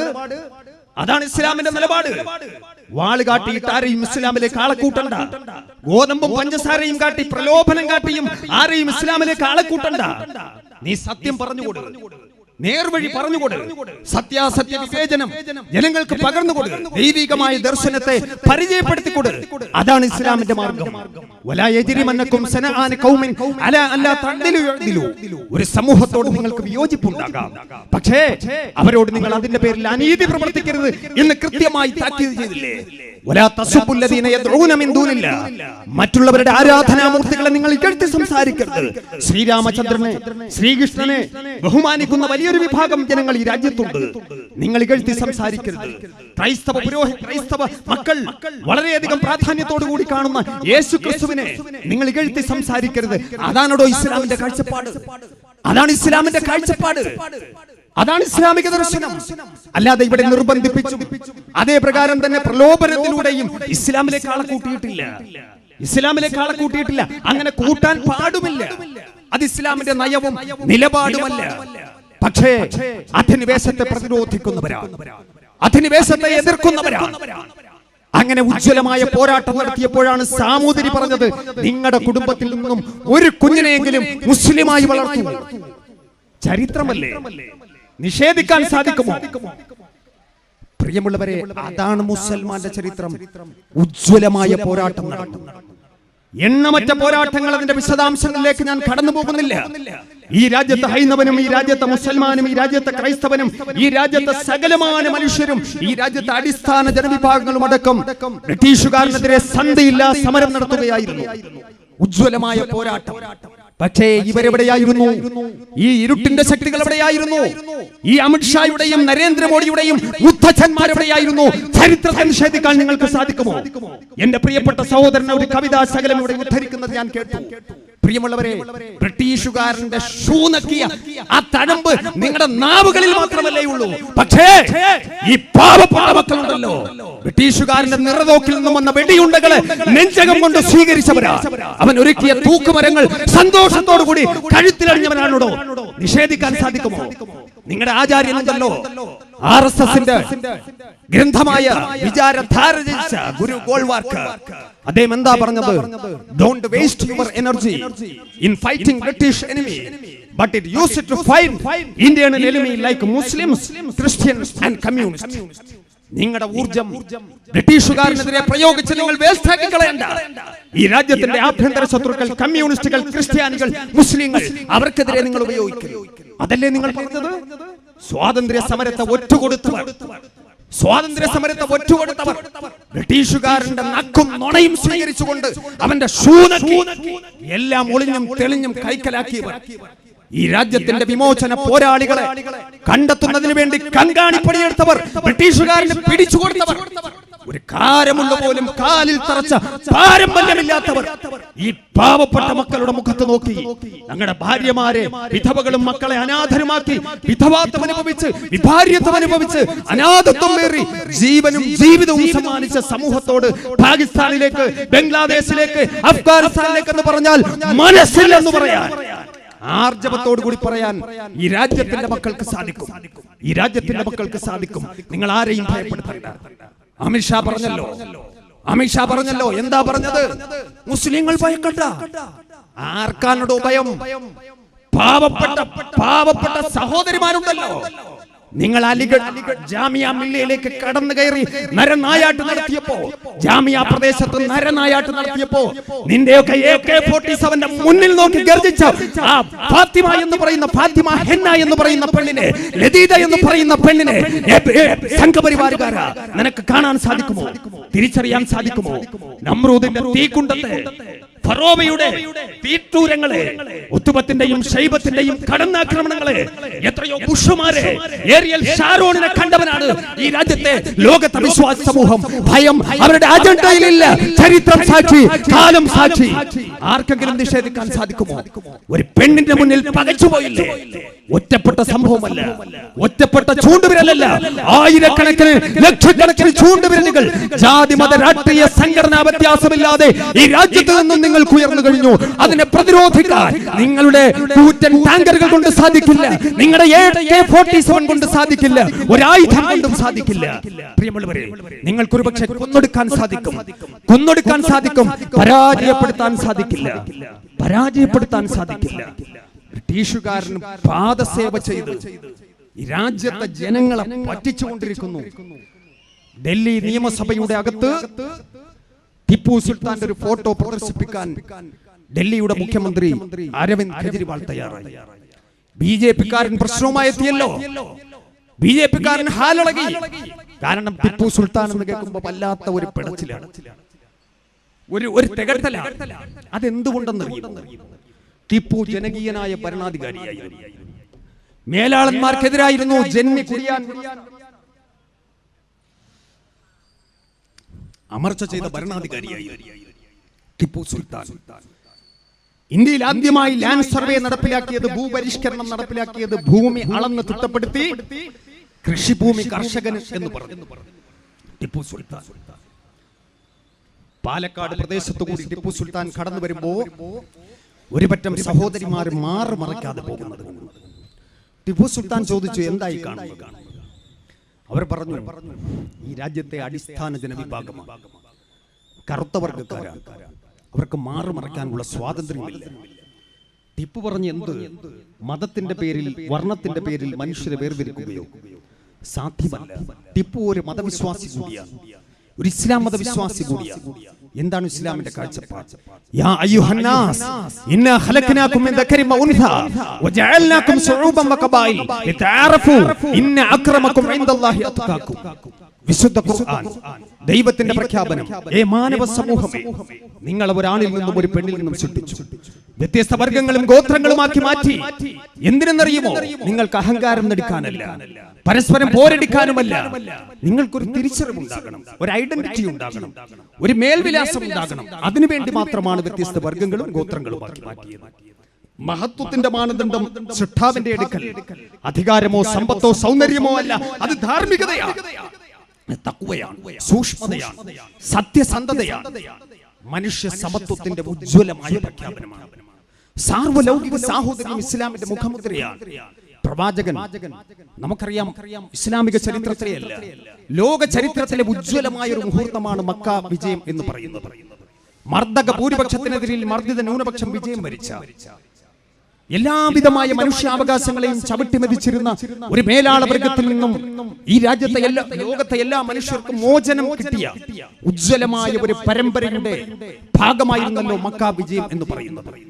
ആ മക്ക വിജയവേളയിൽ തന്നെ ആട്ടിപ്പായിച്ചൊരു സമൂഹത്തിന്റെ ഭരണാധികാരിയായി പ്രവാചകൻ മുഹമ്മദ് സല്ലല്ലാഹു അലൈഹി വസല്ലം കടന്നെത്തുമ്പോ, അന്ന് പ്രവാചകൻ, വർഷങ്ങൾക്ക് മുമ്പ് പ്രവാചകൻ മദീനയിലേക്ക് ജന്മനാട്ടിൽ നിന്നും പലായനം ചെയ്യപ്പെട്ടപ്പോ പോയതുപോലെ അങ്കിലി പരിമുതമായ അംഗങ്ങളായിരുന്നില്ല പ്രവാചകനോടൊപ്പം ഉണ്ടായിരുന്നത്. ഒരു വൻ സംഘമുണ്ടായിരുന്നു. ഉന്നത കുലജാതനായ അബൂബക്കർ ഉണ്ടായിരുന്നു, സൗന്ദര്യത്തിന്റെ പ്രതിരൂപമായ സൽമാൻ ഫാരിസി ഉണ്ടായിരുന്നു, രണധീരനായ ഉമർ ബിൻ ഖത്താബ് ഉണ്ടായിരുന്നു, ഏറ്റവും അധികം സമ്പന്നനായ അബ്ദുറഹ്മാൻ ബിൻ ഔഫ് ഉണ്ടായിരുന്നു. അങ്ങനെ എല്ലാ ഗുണഗണങ്ങളുമുള്ള അനുയായികൾ നിൽക്കെ മക്ക വിജയ പ്രഖ്യാപനം നടത്താൻ വേണ്ടി പ്രവാചകൻ ആരെയാകും തിരഞ്ഞെടുക്കുക എന്ന് ലോകം ശ്രദ്ധയോടുകൂടി നിൽക്കുമ്പോ പ്രവാചകന്റെ ചുണ്ടുകൾ മന്ത്രിച്ചു, അയിന ബിലാൽ, ബിലാൽ എവിടെ? ലോകം ഞെട്ടിപ്പോയി. ആരാ ബിലാൽ? അടിച്ചമർത്തപ്പെട്ടവന്റെ പ്രതീകം, കറുത്ത വർഗ്ഗക്കാരൻ, നീഗ്രോ, അടിമത്തത്തിന്റെ മുറിപ്പാടുകൾ ദേഹമാസകലം നിഴലിച്ചു നിൽക്കുന്ന വിരൂപനായ ബിലാൽ. ബിലാൽ ശങ്കിച്ചു നിന്നു. പ്രവാചകൻ പറഞ്ഞു, ബിലാൽ, നീ എന്തിനാ ശങ്കിക്കുന്നത്? നീ കടന്നു വരിക. പ്രവാചകന്റെ ചുമല് കാട്ടിക്കൊടുത്തിട്ട് പ്രവാചകൻ പറഞ്ഞു, ബിലാലെ, ഈ മുഹമ്മദിന്റെ ചുമലിൽ ചവിട്ടിക്കൊണ്ട് കഅബയുടെ ഓരത്തേക്ക് കയറി നിന്നുകൊണ്ട് പ്രഖ്യാപിക്കും. ബിലാൽ കടന്നെത്തി പ്രവാചകന്റെ മേനിയിൽ സ്പർശിച്ചുകൊണ്ട് ചവിട്ടിക്കൊണ്ട് കഅബയുടെ ഓരത്തിൽ നിന്നുകൊണ്ട് കഅബയുടെ മുകളിലേക്ക് കയറിക്കൊണ്ട് അകത്തേക്ക് പ്രവേശിച്ചുകൊണ്ട് ബിലാൽ അല്ലാഹു അക്ബർ, ദൈവം ഏറ്റവും മഹാൻ എന്ന് പ്രഖ്യാപിച്ചപ്പോൾ ഉജ്ജ്വലമായ സാർവലൗകിക സാഹോദര്യത്തെ, വിശ്വമാനവികതയെ സ്വജീവിതം കൊണ്ട് ലോകത്തിന്റെ മുന്നിൽ പ്രായോഗികവൽക്കരിച്ച് കാട്ടിക്കൊടുക്കുകയായിരുന്നു പ്രവാചകൻ. അതാണ് ഇസ്ലാം, അതാണ് പ്രവാചകൻ. അവസാനം അറഫ മൈതാനിയിൽ തടിച്ചുകൂടിയ ലക്ഷക്കണക്കിന് വരുന്ന അനുയായി വൃന്ദത്തെ അഭിവാദ്യം ചെയ്തുകൊണ്ട് പ്രവാചകൻ പ്രഖ്യാപിച്ചു, ഏ മനുഷ്യരെ, നിങ്ങൾ ഒരാണിന്റെയും ഒരു പെണ്ണിന്റെയും മക്കളാണ്, ഏകോദര സഹോദരന്മാരാണ്. എല്ലാ വർണ്ണവർഗ വൈജാത്യങ്ങളെയും ഞാൻ എന്റെ കാൽ കീഴിലിട്ട് ചവിട്ടി തേക്കുന്നു. മനുഷ്യരെല്ലാവരും സമന്മാരാണ്. കുല്ലുക്കും മിൻ ആദം വ ആദം മിൻ തുറാബ്. എല്ലാം ആദമിൽ നിന്ന്, ആദമോ മണ്ണിൽ നിന്ന്. മനുഷ്യ സമത്വത്തെ പ്രായോഗികവൽക്കരിച്ച് പ്രഖ്യാപനം നടത്തി കടന്നുപോയ പ്രവാചകൻ. ആ പ്രവാചകന്റെ അധ്യാപനങ്ങളെ പറ്റി ബോധ്യമുള്ള ആളായിരുന്നു ടിപ്പു സുൽത്താൻ. അതുകൊണ്ട് തന്നെ ടിപ്പു സുൽത്താൻ പറഞ്ഞു, സ്ത്രീകളുടെ ചാരിത്രം വർണ്ണത്തിന്റെ പേരിൽ നിഷേധിക്കപ്പെടാൻ പാടില്ല. ആ പാവപ്പെട്ട സ്ത്രീകളുടെ മാറുകൾ മറക്കപ്പെടണം, മറക്കപ്പെടാത്ത മാറുകൾ അരിഞ്ഞു വീഴ്ത്തും. അതാണ് ടിപ്പുവിന്റെ പ്രഖ്യാപനം, ധീരമായ പ്രഖ്യാപനം. അതാ പാവങ്ങളുടെ മാറുകൾ അരിയണമെന്നുള്ളതല്ല, മറിച്ച് ആ മാറുകൾ മറക്കപ്പെടാനുള്ള അവകാശം നിഷേധിക്കുന്ന തമ്പുരാക്കന്മാരോട്, മാടമ്പിമാരോടുള്ള യുദ്ധപ്രഖ്യാപനമായിരുന്നു. കിടുകിടാവിറച്ചു. പാവപ്പെട്ട കറുത്ത പെണ്ണിന്റെ ചാരിത്രം സംരക്ഷിക്കപ്പെട്ടു. അതാണ് ടിപ്പു സുൽത്താൻ. ഉജ്ജ്വലമായ പോരാട്ടം നടത്തി ബ്രിട്ടീഷുകാരനെതിരെ. ഇന്ത്യ രാജ്യത്ത് നിരവധി നാട്ടുരാജ്യങ്ങൾ ഉണ്ടായിരുന്നു. ഈ നാട്ടുരാജ്യങ്ങളുടെ ഭരണാധികാരികൾ ബ്രിട്ടീഷുകാരന് കപ്പം കൊടുത്തുകൊണ്ട് അവന്റെ സാമന്ത രാജ്യങ്ങളായി മാറിയില്ലേ? ടിപ്പു സുൽത്താൻ സന്നദ്ധനായില്ല. അങ്ങനെ സന്നദ്ധനായിരുന്നുവെങ്കിൽ മരിക്കുവോളം അദ്ദേഹത്തിന് ഉജ്ജ്വലമായ പ്രവിശാലമായ ഒരു സാമ്രാജ്യത്തിന്റെ അധിപതിയായി വിരാജിക്കാമായിരുന്നു.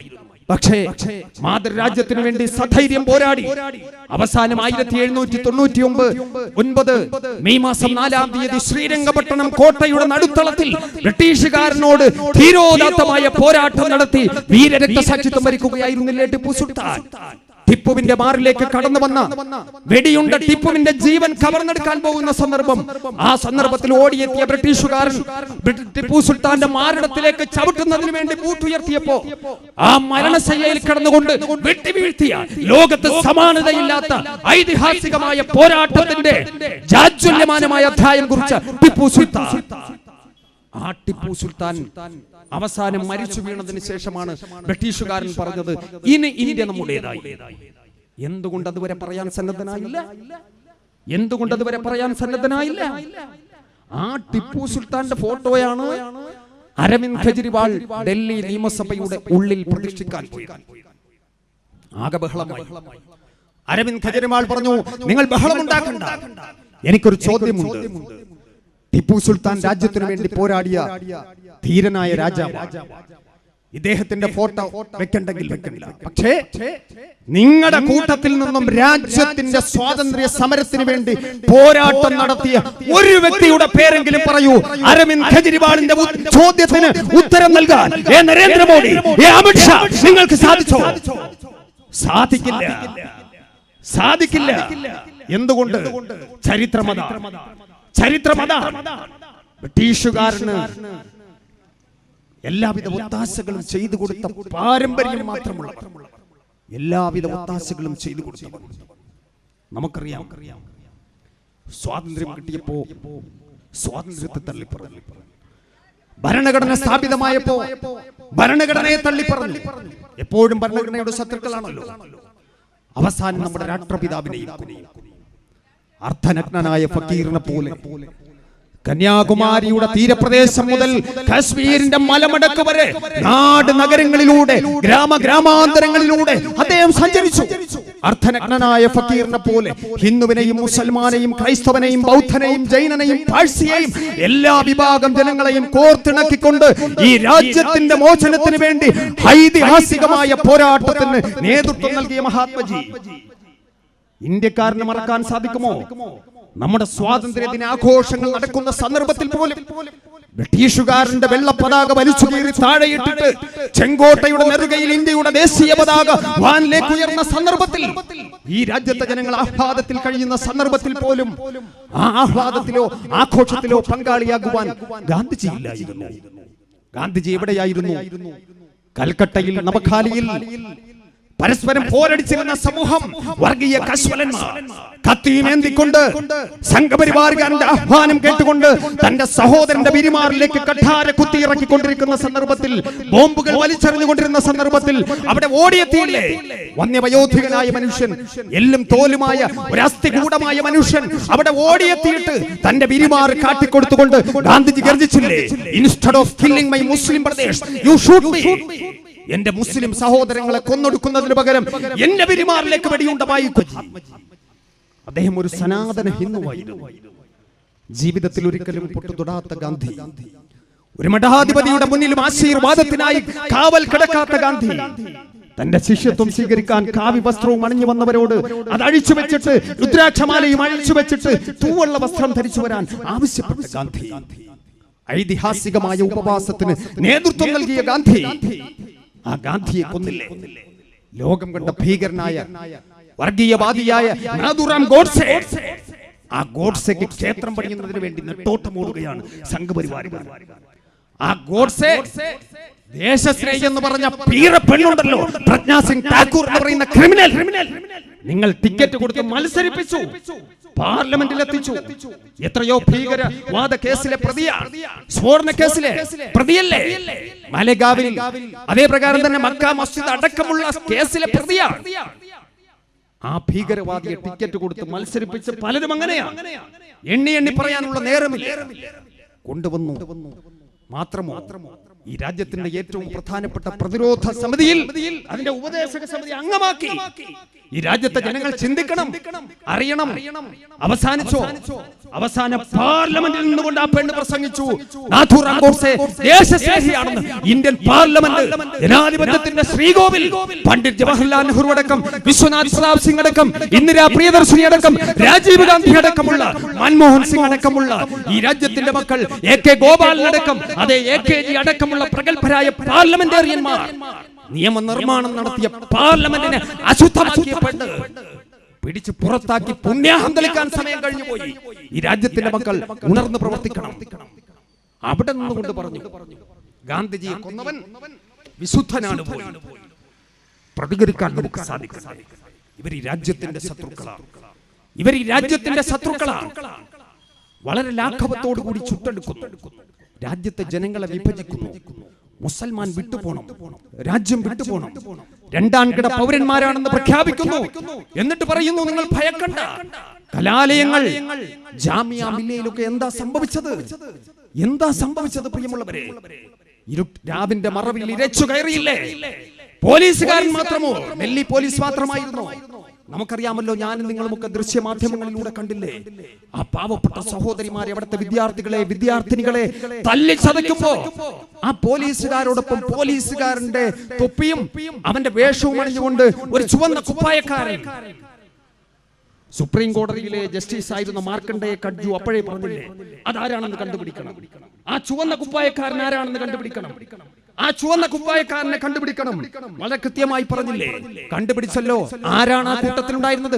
പോലീസുകാരന്റെ ലാത്തി ചാർജിന് ഒരു ശൈലിയുണ്ട്. ആ ശൈലിയിലല്ല, പട്ടിയെ തല്ലുന്നത് പോലെ തല്ലുന്ന കാഴ്ച നിങ്ങൾ കണ്ടില്ലേ? പട്ടിയെ കുട്ടിക്കാലത്തെ കുറുവടിയുമേന്തി കവാത്ത് നടത്തുന്നവന്റെ ശൈലിയല്ലേ നിങ്ങൾ കണ്ടത്? നമ്മുടെ പൊതുനിരത്തുകളടക്കം അശുദ്ധമാക്കുന്ന ഒരു ശൈലി. ABVP-യുടെ എക്സിക്യൂട്ടീവ് മെമ്പർ ഭരത് ശർമ്മ പുറത്തു വന്നു. പക്ഷെ നടപടികൾ ഉണ്ടാകുന്നില്ല. കോടതികളെ പോലും തെറ്റിദ്ധരിപ്പിക്കുന്നു. എന്താ ഇവിടെ സംഭവിച്ചുകൊണ്ടിരിക്കുന്നത്? ജനാധിപത്യത്തെ കശാപ്പ് ചെയ്തു. നിയമനിർമ്മാണ സഭകൾ ജനാധിപത്യത്തിന്റെ ഒന്നാമത്തെ തൂണ്, എക്സിക്യൂട്ടീവ് രണ്ടാമത്തത്, ഏറ്റവും പരമപ്രധാനമായത് നീതിപീഠം. ഈ രാജ്യത്തെ മക്കൾ, ഈ രാജ്യത്തെ ജനങ്ങൾ നീതിക്ക് വേണ്ടി ഏറ്റവും അവസാനമായി മുട്ടുന്ന വാതിലാണ് നീതിപീഠം. അത് ഈ രാജ്യത്തെ ജനങ്ങളുടെ മുന്നിൽ കൊട്ടിയടക്കപ്പെടുന്ന ഒരു സാഹചര്യം ജനാധിപത്യത്തിന്റെ ചരമക്കുറിപ്പാണ്. അതാണ് സംഭവിച്ചുകൊണ്ടിരിക്കുന്നതെന്ന് പറയാതിരിക്കാൻ നിർവാഹമില്ല. ബാബരി മസ്ജിദിന്റെ കാര്യം ഇവിടെ സൂചിപ്പിക്കുന്നത് കേട്ടു. എന്താ ബാബരി മസ്ജിദിന്റെ വിധിയിലുണ്ടായത്? ബാബരി മസ്ജിദിന്റെ കേസിനെ കോടതി നിരീക്ഷിച്ചത് എങ്ങനെയായിരുന്നു? അവിടെ ക്ഷേത്രം തകർത്തിട്ടാണ് പള്ളി പണിഞ്ഞത് എന്നതിനൊരു തെളിവുമില്ല.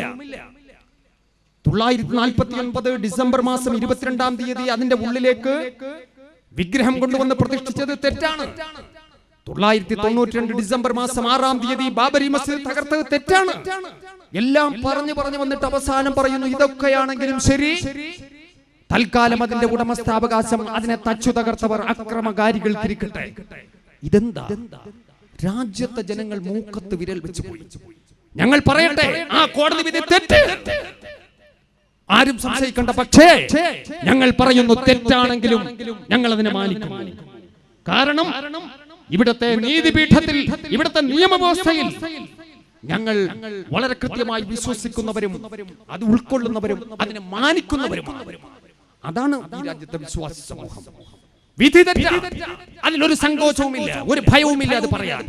വിധി തെറ്റ, കാരണം ഭരണഘടനയോട് പ്രതിബദ്ധതയുള്ള ഒരു വിധി അല്ല എന്നതിന്റെ കേസിന്റെ നാൾ വഴികൾ വരുമ്പോ എല്ലാവർക്കും മനസ്സിലാകുന്ന കാര്യമാണ്. എല്ലാവർക്കും മനസ്സിലാകുന്ന ആ കോടതികളെ പോലും തടവറയില്ല. അമിത്ഷാ കോടതിക്ക് നേരെയും കണ്ണുരുട്ടി. കോടതികൾ പ്രായോഗികമായത് മാത്രമേ വിധിക്കാൻ പാടുള്ളൂ എന്ന് ബാബരി പള്ളിയുടെ വിധിക്ക് മുമ്പേ പല വിഷയങ്ങളിലും, ശബരിമല കേസിന്റെ വിധിയിൽ അടക്കം പലതിലും അമിത്ഷാ കോടതിയോട് പറയും, കോടതിയെ കണ്ണുരുട്ടുന്നു എന്ന് പറഞ്ഞാൽ, കോടതിയെ വരച്ച വരയിൽ നിർത്തുന്നു എന്ന് പറഞ്ഞാൽ ഈ രാജ്യം എവിടേക്കാ പോകുന്നത്? ഈ രാജ്യം എവിടേക്കാ പോകുന്നത്? ഈ വിഷയത്തിലുമൊക്കെ അങ്ങനെയാണല്ലോ സംഭവിക്കുന്നത്. കോടതിയുടെ മുന്നിൽ കേസുകൾ വരുമ്പോ ഒരു ഭാഗത്ത് വിദ്യാർത്ഥികൾക്ക് വേണ്ടി, സമരക്കാർക്ക് വേണ്ടി ന്യായങ്ങൾ നിരത്താൻ അഡ്വക്കേറ്റുമാർ തയ്യാറാകുമ്പോ അതിനെ അട്ടിമറിക്കുന്ന ഒരു സാഹചര്യം ഗവൺമെന്റിന്റെ ഭാഗത്ത് നിന്ന് വരികയും അവിടെ ഒരു കണ്ണടയ്ക്കുകയും ചെയ്യുന്ന ഒരു ശൈലി. രാജ്യം അപകടത്തിലാണ്. രാജ്യത്ത് കൂരിരുട്ട. ഇത് മുസൽമാന്റെ മാത്രം പ്രശ്നമല്ല. ഇന്ത്യ മുസൽമാന്റേത് മാത്രമല്ല, ഹൈന്ദവന്റേത് മാത്രമല്ല, ക്രൈസ്തവന്റേത് മാത്രമല്ല, ഇന്ത്യക്കാരൻ്റെതാണ്, സകലമാന മനുഷ്യരുടേതുമാണ്. രാജ്യത്തെ രക്ഷിക്കാൻ നാം സന്നദ്ധരാകണം. നാം സന്നദ്ധരാകണം. മുസോളിനിയുടെ, ഹിറ്റ്ലറുടെ, അവരെ വീരപുരുഷന്മാരായി കാണുന്ന ഒരു ക്രിമിനൽ സംഘമാണ് ഇന്ത്യ ഭരിച്ചുകൊണ്ടിരിക്കുന്നത്. ഒരു ക്രിമിനൽ സംഘമാണ് ഇന്ത്യ ഭരിച്ചുകൊണ്ടിരിക്കുന്നത്. അവർക്ക് മനുഷ്യത്വപരമായ സമീപനം ഉണ്ടാകില്ല. അമിത്ഷാ അതുകൊണ്ടാണല്ലോ പറയുന്നത്, ഞങ്ങൾ പിറകോട്ടില്ല. ഇന്ത്യയുടെ തെരുവോരങ്ങൾ കത്തി എരിഞ്ഞുകൊണ്ടിരിക്കുന്നു, സമരത്തിന്റെ ജ്വാലകൾ ആളിക്കത്തിക്കൊണ്ടിരിക്കുന്നു. കലാലയങ്ങൾ അടച്ചുപൂട്ടുകയല്ലേ? ജാമിയ മില്ലിയ, ജവഹർലാൽ നെഹ്റു യൂണിവേഴ്സിറ്റി, ദില്ലി യൂണിവേഴ്സിറ്റി, മദ്രാസിലെ ഉസ്മാനിയ യൂണിവേഴ്സിറ്റി, ഹൈദരാബാദിലെ ഉസ്മാനിയ യൂണിവേഴ്സിറ്റി, മദ്രാസ് യൂണിവേഴ്സിറ്റി, ലക്നോ നദ്വത്തുൽ ഉലൂം, ലക്നോ ദാറുൽ ഉലൂം, ഈ രാജ്യത്തെ സകലമാന യൂണിവേഴ്സിറ്റികളും അടച്ചുപൂട്ടുകയാണ്. നിങ്ങൾ എന്താ ധരിച്ചിരിക്കുന്നത്? ഈ കലാലയങ്ങൾ അടച്ചുപൂട്ടിയാൽ സമരം അവസാനിക്കുമെന്നാണോ? നിങ്ങൾക്ക് തെറ്റിപ്പോയി. നിങ്ങൾക്ക് തെറ്റിപ്പോയി. ഇവിടെ കൊളുത്തിയ സമരത്തിന്റെ ജ്വാല ഇന്ത്യയുടെ രണ്ടാമതൊരു സ്വാതന്ത്ര്യ സമരത്തിന് വേണ്ടിയുള്ള ഉജ്ജ്വലമായ ജ്വാലയാണ്. അത് ലക്ഷ്യം കണ്ടേ, അത് വിജയം കണ്ടേ പിന്മാറുകയുള്ളൂ, അവസാനിക്കുകയുള്ളൂ എന്ന് ഈ പുരുഷാർത്ഥ സാക്ഷി നിർത്തിക്കൊണ്ട് പ്രഖ്യാപിക്കാൻ ഞാൻ ഈ അവസരം വിനിയോഗിക്കുകയാണ്. ഇന്ത്യക്കാരൻ ഉണർന്നിരിക്കുന്നു. നമുക്കൊരബദ്ധം പറ്റുവാൻ പാടില്ല. നാസത്തിന് ശേഷം, ഹിറ്റ്ലറുടെ ഭീകരമായ താണ്ഡവത്തിന് ശേഷം ഉയർന്നു കേട്ടൊരു കവിതയുണ്ട്. എന്തെന്നറിയുമോ? ആദ്യം അവർ കമ്മ്യൂണിസ്റ്റുകളെ തേടി. ഞാൻ മിണ്ടിയില്ല, കാരണം ഞാനൊരു കമ്മ്യൂണിസ്റ്റുകാരനായിരുന്നില്ല. പിന്നെ അവർ തൊഴിലാളികളെ തേടി. അപ്പോഴും ഞാൻ മിണ്ടിയില്ല, കാരണം ഞാനൊരു തൊഴിലാളിയായിരുന്നില്ല. പിന്നെ അവർ ജൂതനെ തേടി. അപ്പോഴും ഞാൻ മിണ്ടിയില്ല, കാരണം ഞാനൊരു ജൂതനായിരുന്നില്ല. പക്ഷേ പിന്നെ അവർ എന്നെ തേടിയെത്തി. അപ്പോൾ ശബ്ദിക്കുവാൻ ഒരാളും അവശേഷിച്ചിരുന്നില്ല. ഈ കവിതാ ശകലം എപ്പോഴും നമ്മുടെ കർണപുടങ്ങളിൽ ഉണ്ടാകണം, നമ്മുടെ മനസ്സിൽ ഉണ്ടാകണം. ഈ അവസ്ഥ ഇന്ത്യക്ക് വരാൻ പാടില്ല. ഈ അവസ്ഥ ഇന്ത്യക്ക് വരാൻ പാടില്ല. നാം ഇന്ത്യക്കാർ, നാം ഒരു അച്ഛന്റെയും ഒരു അമ്മയുടെയും മക്കൾ, ഉജ്ജ്വലമായ പൈതൃകമുള്ള രാജ്യത്തിന്റെ മക്കളാണ്. മഹത്തായ സാമൂഹികവും സാംസ്കാരികവുമായ പൈതൃകമുള്ള രാജ്യമല്ലേ ഇന്ത്യ രാജ്യം? ഇത് സ്വാമി വിവേകാനന്ദന്റെ നാടല്ലേ? ഹസ്രത്ത് നിസാമുദ്ദീൻ ഔലിയുടെ നാടല്ലേ? നിങ്ങൾക്കറിയുമോ സ്വാമിജിയെ? 33 വയസ്സ് മാത്രമുള്ള ഒരു ചെറുപ്പക്കാരനായിരുന്നു. ആ വെളുത്തു തുടുത്ത ചെറുപ്പക്കാരൻ 1893 ചിക്കാഗോയിലെ ഐക്യരാഷ്ട്രസഭയുടെ സർവമത സമ്മേളനത്തെ അഭിവാദ്യം ചെയ്തുകൊണ്ട് അദ്ദേഹം നടത്തിയ പ്രസംഗമുണ്ട്. ചരിത്രത്തിന്റെ ഭാഗമാണ്. ലോകരാഷ്ട്രങ്ങളിൽ നിന്നുള്ളവർ വിവിധ മതങ്ങളെ പ്രതിനിധീകരിച്ചുകൊണ്ട് അവിടെ സംസാരിച്ചു. അവസാനം സ്വാമിജിയും ക്ഷണിക്കപ്പെട്ടു. സ്വാമിജിയുടെ പ്രസംഗത്തിന്റെ തുടക്കത്തിൽ പറഞ്ഞതും ഒടുക്കത്തിൽ പറഞ്ഞതും ചരിത്രത്തിന്റെ ഭാഗമായി. അദ്ദേഹം പറഞ്ഞു, ഞാൻ വരുന്നത് ഇന്ത്യ എന്ന് പറയുന്ന രാജ്യത്ത് നിന്ന്, വിവിധ മതങ്ങൾക്ക് ജന്മം നൽകിയ നാട്, വിവിധ ദർശനങ്ങളെ ഇരു കൈയും നീട്ടി സ്വീകരിച്ച നാട്. അതുകൊണ്ട് തന്നെ ഞാൻ മതങ്ങളെ പറ്റിയോ മതത്തിന്റെ അധ്യാപനങ്ങളെ പറ്റിയോ പറയുന്നില്ല. ഞാൻ പറയുന്ന മതം സ്നേഹത്തിന്റെ മതമാണ്, പ്രേമത്തിന്റെ മതമാണ്. ആ മതത്തിന്റെ ദൈവം സ്നേഹത്തിന്റെയും പ്രേമത്തിന്റെയും മൂർത്തിമൽ ഭാവമാണ്. ലോകത്തിന്റെ മുന്നിൽ ഹൈന്ദവ സനാതന ധർമ്മത്തെ തുറന്നു കാട്ടിക്കൊടുക്കുകയായിരുന്നു സ്വാമിജി. അതാണോ ഹൈന്ദവന്റെ പാരമ്പര്യം? അതാണ് ഹൈന്ദവതയുടെ പാരമ്പര്യം, ഹൈന്ദവ സഹോദരങ്ങളുടെ പാരമ്പര്യം അതാണ്. അല്ലാതെ ഗർഭസ്ഥ ശിശുവിനെ ശൂലത്തിൽ കുത്തിയെടുത്ത് ലോകത്തിന്റെ മുന്നിൽ പല്ലിളിക്കുക, മനുഷ്യരെ ആൾക്കൂട്ടം ഉപയോഗിച്ചുകൊണ്ട് തല്ലിക്കൊല്ലുക, ബീഫിന്റെ പേര് പറഞ്ഞുകൊണ്ട് പലതിന്റെയും പേര് പറഞ്ഞുകൊണ്ട് ആരാധനാലയങ്ങൾ തച്ചു തകർക്കുക, ഇതൊന്നും ഹൈന്ദവന്റെ സംസ്കാരമല്ല, ഇതൊന്നും ഹൈന്ദവന്റെ പാരമ്പര്യമല്ല. മറിച്ച് വർഗീയതയെ ഉപയോഗപ്പെടുത്തിക്കൊണ്ട് അധികാര സിംഹാസനങ്ങൾ പടുത്തുയർത്താൻ, അധികാര സിംഹാസനങ്ങൾ സംരക്ഷിക്കുവാൻ നിങ്ങളുടെ ഹിഡൻ അജണ്ടകളുടെ ഭാഗമാണ്. ഇത് ഈ രാജ്യത്തിന്റെ മക്കൾ തിരിച്ചറിഞ്ഞിരിക്കുന്നു. അതുകൊണ്ടാണ് ഈ രാജ്യത്തിന്റെ മക്കൾ ഒന്നിച്ചൊന്നായി ഹൈന്ദവനും ക്രൈസ്തവനും മുസൽമാനും ജൂതനും പാഴ്സിയും എല്ലാവരും ഒരുമയോടുകൂടി നിന്നുകൊണ്ട് രാജ്യത്തിനു വേണ്ടി ഉജ്ജ്വലമായ പോരാട്ടത്തിന്റെ പാതയിലാണ്. നിങ്ങൾ ഭയന്നിരിക്കുന്നു, അതിനെ അട്ടിമറിക്കുവാനുള്ള ആസൂത്രിതമായ ശ്രമങ്ങൾ നിങ്ങൾ നടത്തിക്കൊണ്ടിരിക്കുന്നു. സാധ്യമല്ല, ഊതിക്കെടുത്തുവാൻ സാധ്യമല്ല. ഞാൻ അവസാനിപ്പിക്കുകയാണ്. പ്രിയമുള്ളവരെ, നാം ആരും പകച്ചു നിൽക്കേണ്ട കാര്യമില്ല. ഈ രാജ്യത്തിന്റെ ചരിത്രം തുറന്നു പറയാൻ, ഈ രാജ്യത്തിന്റെ നമ്മുടെ പൈതൃകം തുറന്നു പറയാൻ, ഈ രാജ്യത്ത് എന്ത് സംഭവിക്കുന്നു എന്നുള്ളത് ചർച്ചയാകുവാൻ, അത് കടകമ്പോളങ്ങളിൽ മാത്രമല്ല, വീടിന്റെ അടുക്കളകളിൽ പോലും അതൊരു സംസാര വിഷയമായി മാറണം. ഈ രാജ്യത്തിന്റെ ശത്രുക്കൾ ഭയക്കുന്നത് അതാണ്. ഈ രാജ്യത്തിന്റെ ഭരണാധികാരികൾ ഭയക്കുന്നത് അതാണ്. അത്തരം ഒരു സംവാദത്തിലേക്ക് മടങ്ങിപ്പോകാൻ നമുക്ക് സാധിക്കണം. നമുക്ക് സാധിച്ചേ മതിയാകും. പ്രിയമുള്ളവരെ, ഞാൻ അവസാനിപ്പിക്കുകയാണ്. നമ്മുടെ രാജ്യത്തിന് വേണ്ടി സകലതും മറന്ന് ഒന്നിക്കാൻ നമുക്ക് സാധിക്കണ്ടേ? നാരായണ ഗുരുവിന്റെ നാടല്ലേ നാം? കേരളമാണ് അതിന് തുടക്കം കുറിക്കേണ്ടത്. എവിടെ കെട്ടുപോയാലും ഈ സമരത്തിന്റെ അഗ്നി അതിനെ വീണ്ടും വീണ്ടും കത്തിക്കുവാനുള്ള സാഹചര്യം, അതിനുള്ള അവസരം ഒരുക്കാൻ നമുക്ക് സാധിക്കണം.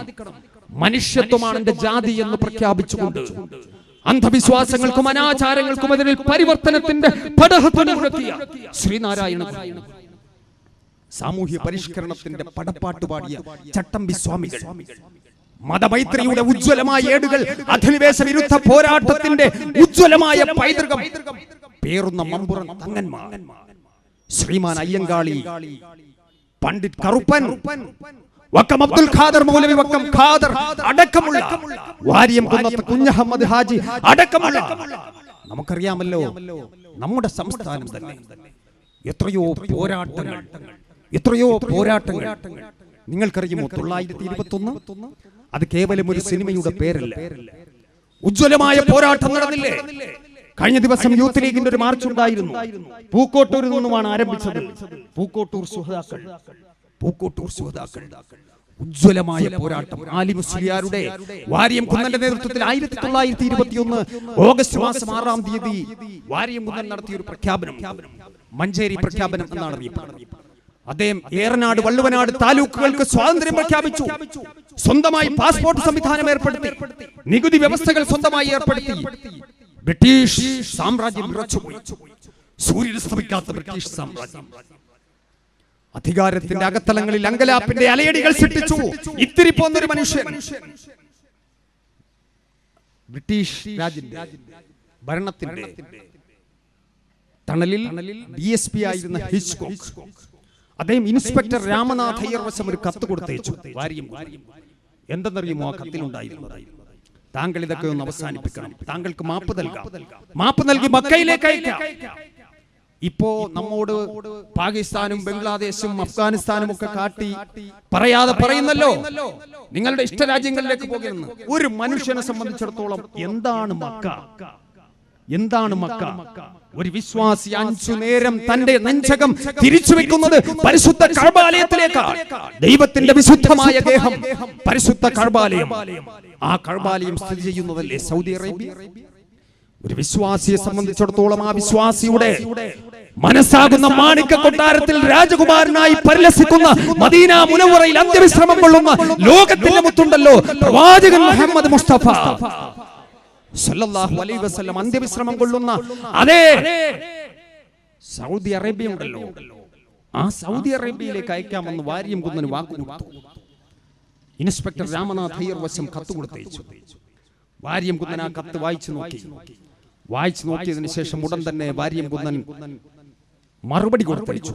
മിസ്റ്റർ ഹിച്ച്കോക്ക്, താങ്കൾ എന്നെ വഞ്ചിക്കുക എന്നുള്ള കേവലം പരിമിതമായ ഒരു ഉദ്ദേശത്തിന് വേണ്ടി ഭൂമിയിലെ ഏറ്റവും പവിത്രമായ മക്ക എന്ന് പറയുന്ന പദം താങ്കൾ ഉച്ചരിച്ചത് എന്നെ വല്ലാതെ ആശ്ചര്യപ്പെടുത്തി. മിസ്റ്റർ ഹിച്ച്കോക്ക്, താങ്കൾക്കറിയുമോ, ഞാൻ 3-4 പ്രാവശ്യം മക്കയിൽ പോയിട്ടുണ്ട്. അത്രയും പ്രാവശ്യം ഹജ്ജ് കർമ്മവും നിരവധി ഉംറയും നിർവഹിച്ചിട്ടുണ്ട്. പ്രവാചകന്റെ ഖബറിടവും സിയാറത്ത് ചെയ്തിട്ടുണ്ട്. പക്ഷേ നിങ്ങൾ പറഞ്ഞല്ലോ എന്നെ മക്കയിലേക്ക് അയക്കാമെന്ന്. നിങ്ങൾക്കറിയാത്തതോ അറിഞ്ഞിട്ടും അറിയില്ല എന്ന് നിങ്ങൾ നടിക്കുന്നതോ ആയ ഒരു കാര്യമുണ്ട്. വാര്യംകുന്നൻ ജനിച്ചത് മക്കയിലല്ല. വീരേതിഹാസങ്ങൾ രചിക്കപ്പെട്ട ഏറനാടിന്റെയും വള്ളുവനാടിന്റെയും മണ്ണിലാണ് ഈ വാര്യംകുന്നൻ ജനിച്ചത്. നിങ്ങളുടെ അധികാരത്തിൽ നിന്നും കുറച്ചു കാലത്തെങ്കിലും മോചിപ്പിക്കപ്പെട്ട ഈ വിശുദ്ധമായ മണ്ണുണ്ടല്ലോ, ഈ മണ്ണിൽ തന്നെ മരിച്ചു വീഴാൻ ആഗ്രഹിക്കുന്നവരാണോടോ ഞങ്ങൾ മാപ്പിളമാർ.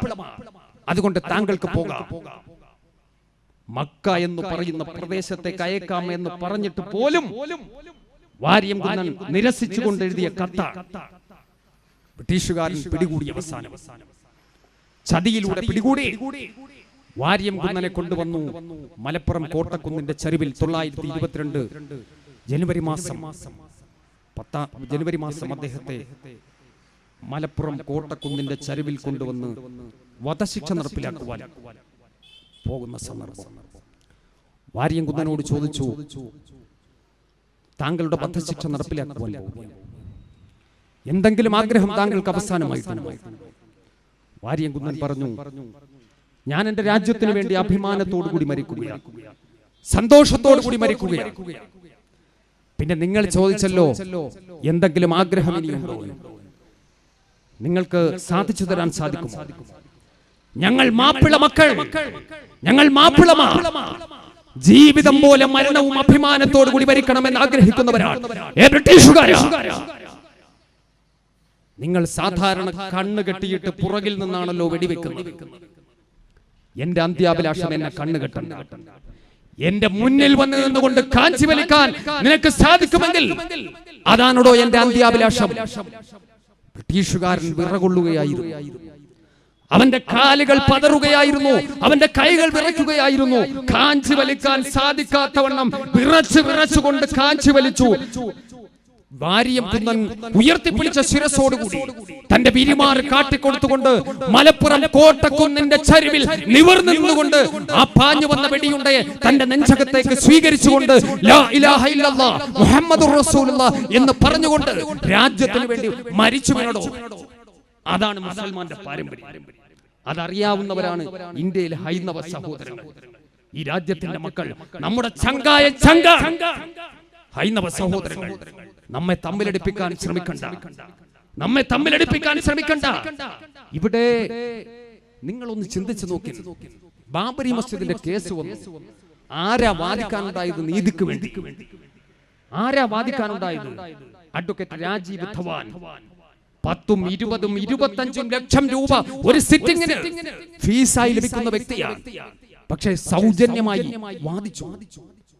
ഗുജറാത്തിൽ നടന്ന നരനായാട്ട്, നരേന്ദ്രമോദിയുടെയും കൂട്ടാളികളുടെയും നേതൃത്വത്തിൽ നടന്ന വംശീയ കലാപം, ആ കലാപത്തിലെ ഇരകൾക്ക് വേണ്ടി ആരാ പോരാട്ടത്തിന്റെ പാതയിലുള്ളത്?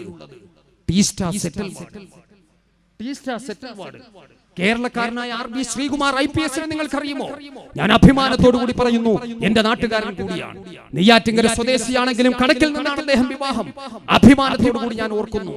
അദ്ദേഹത്തിന്റെ ജോലി, അദ്ദേഹത്തിന്റെ പെൻഷനറി ബെനിഫിറ്റ്സ് പോലും തടഞ്ഞു വെച്ചു.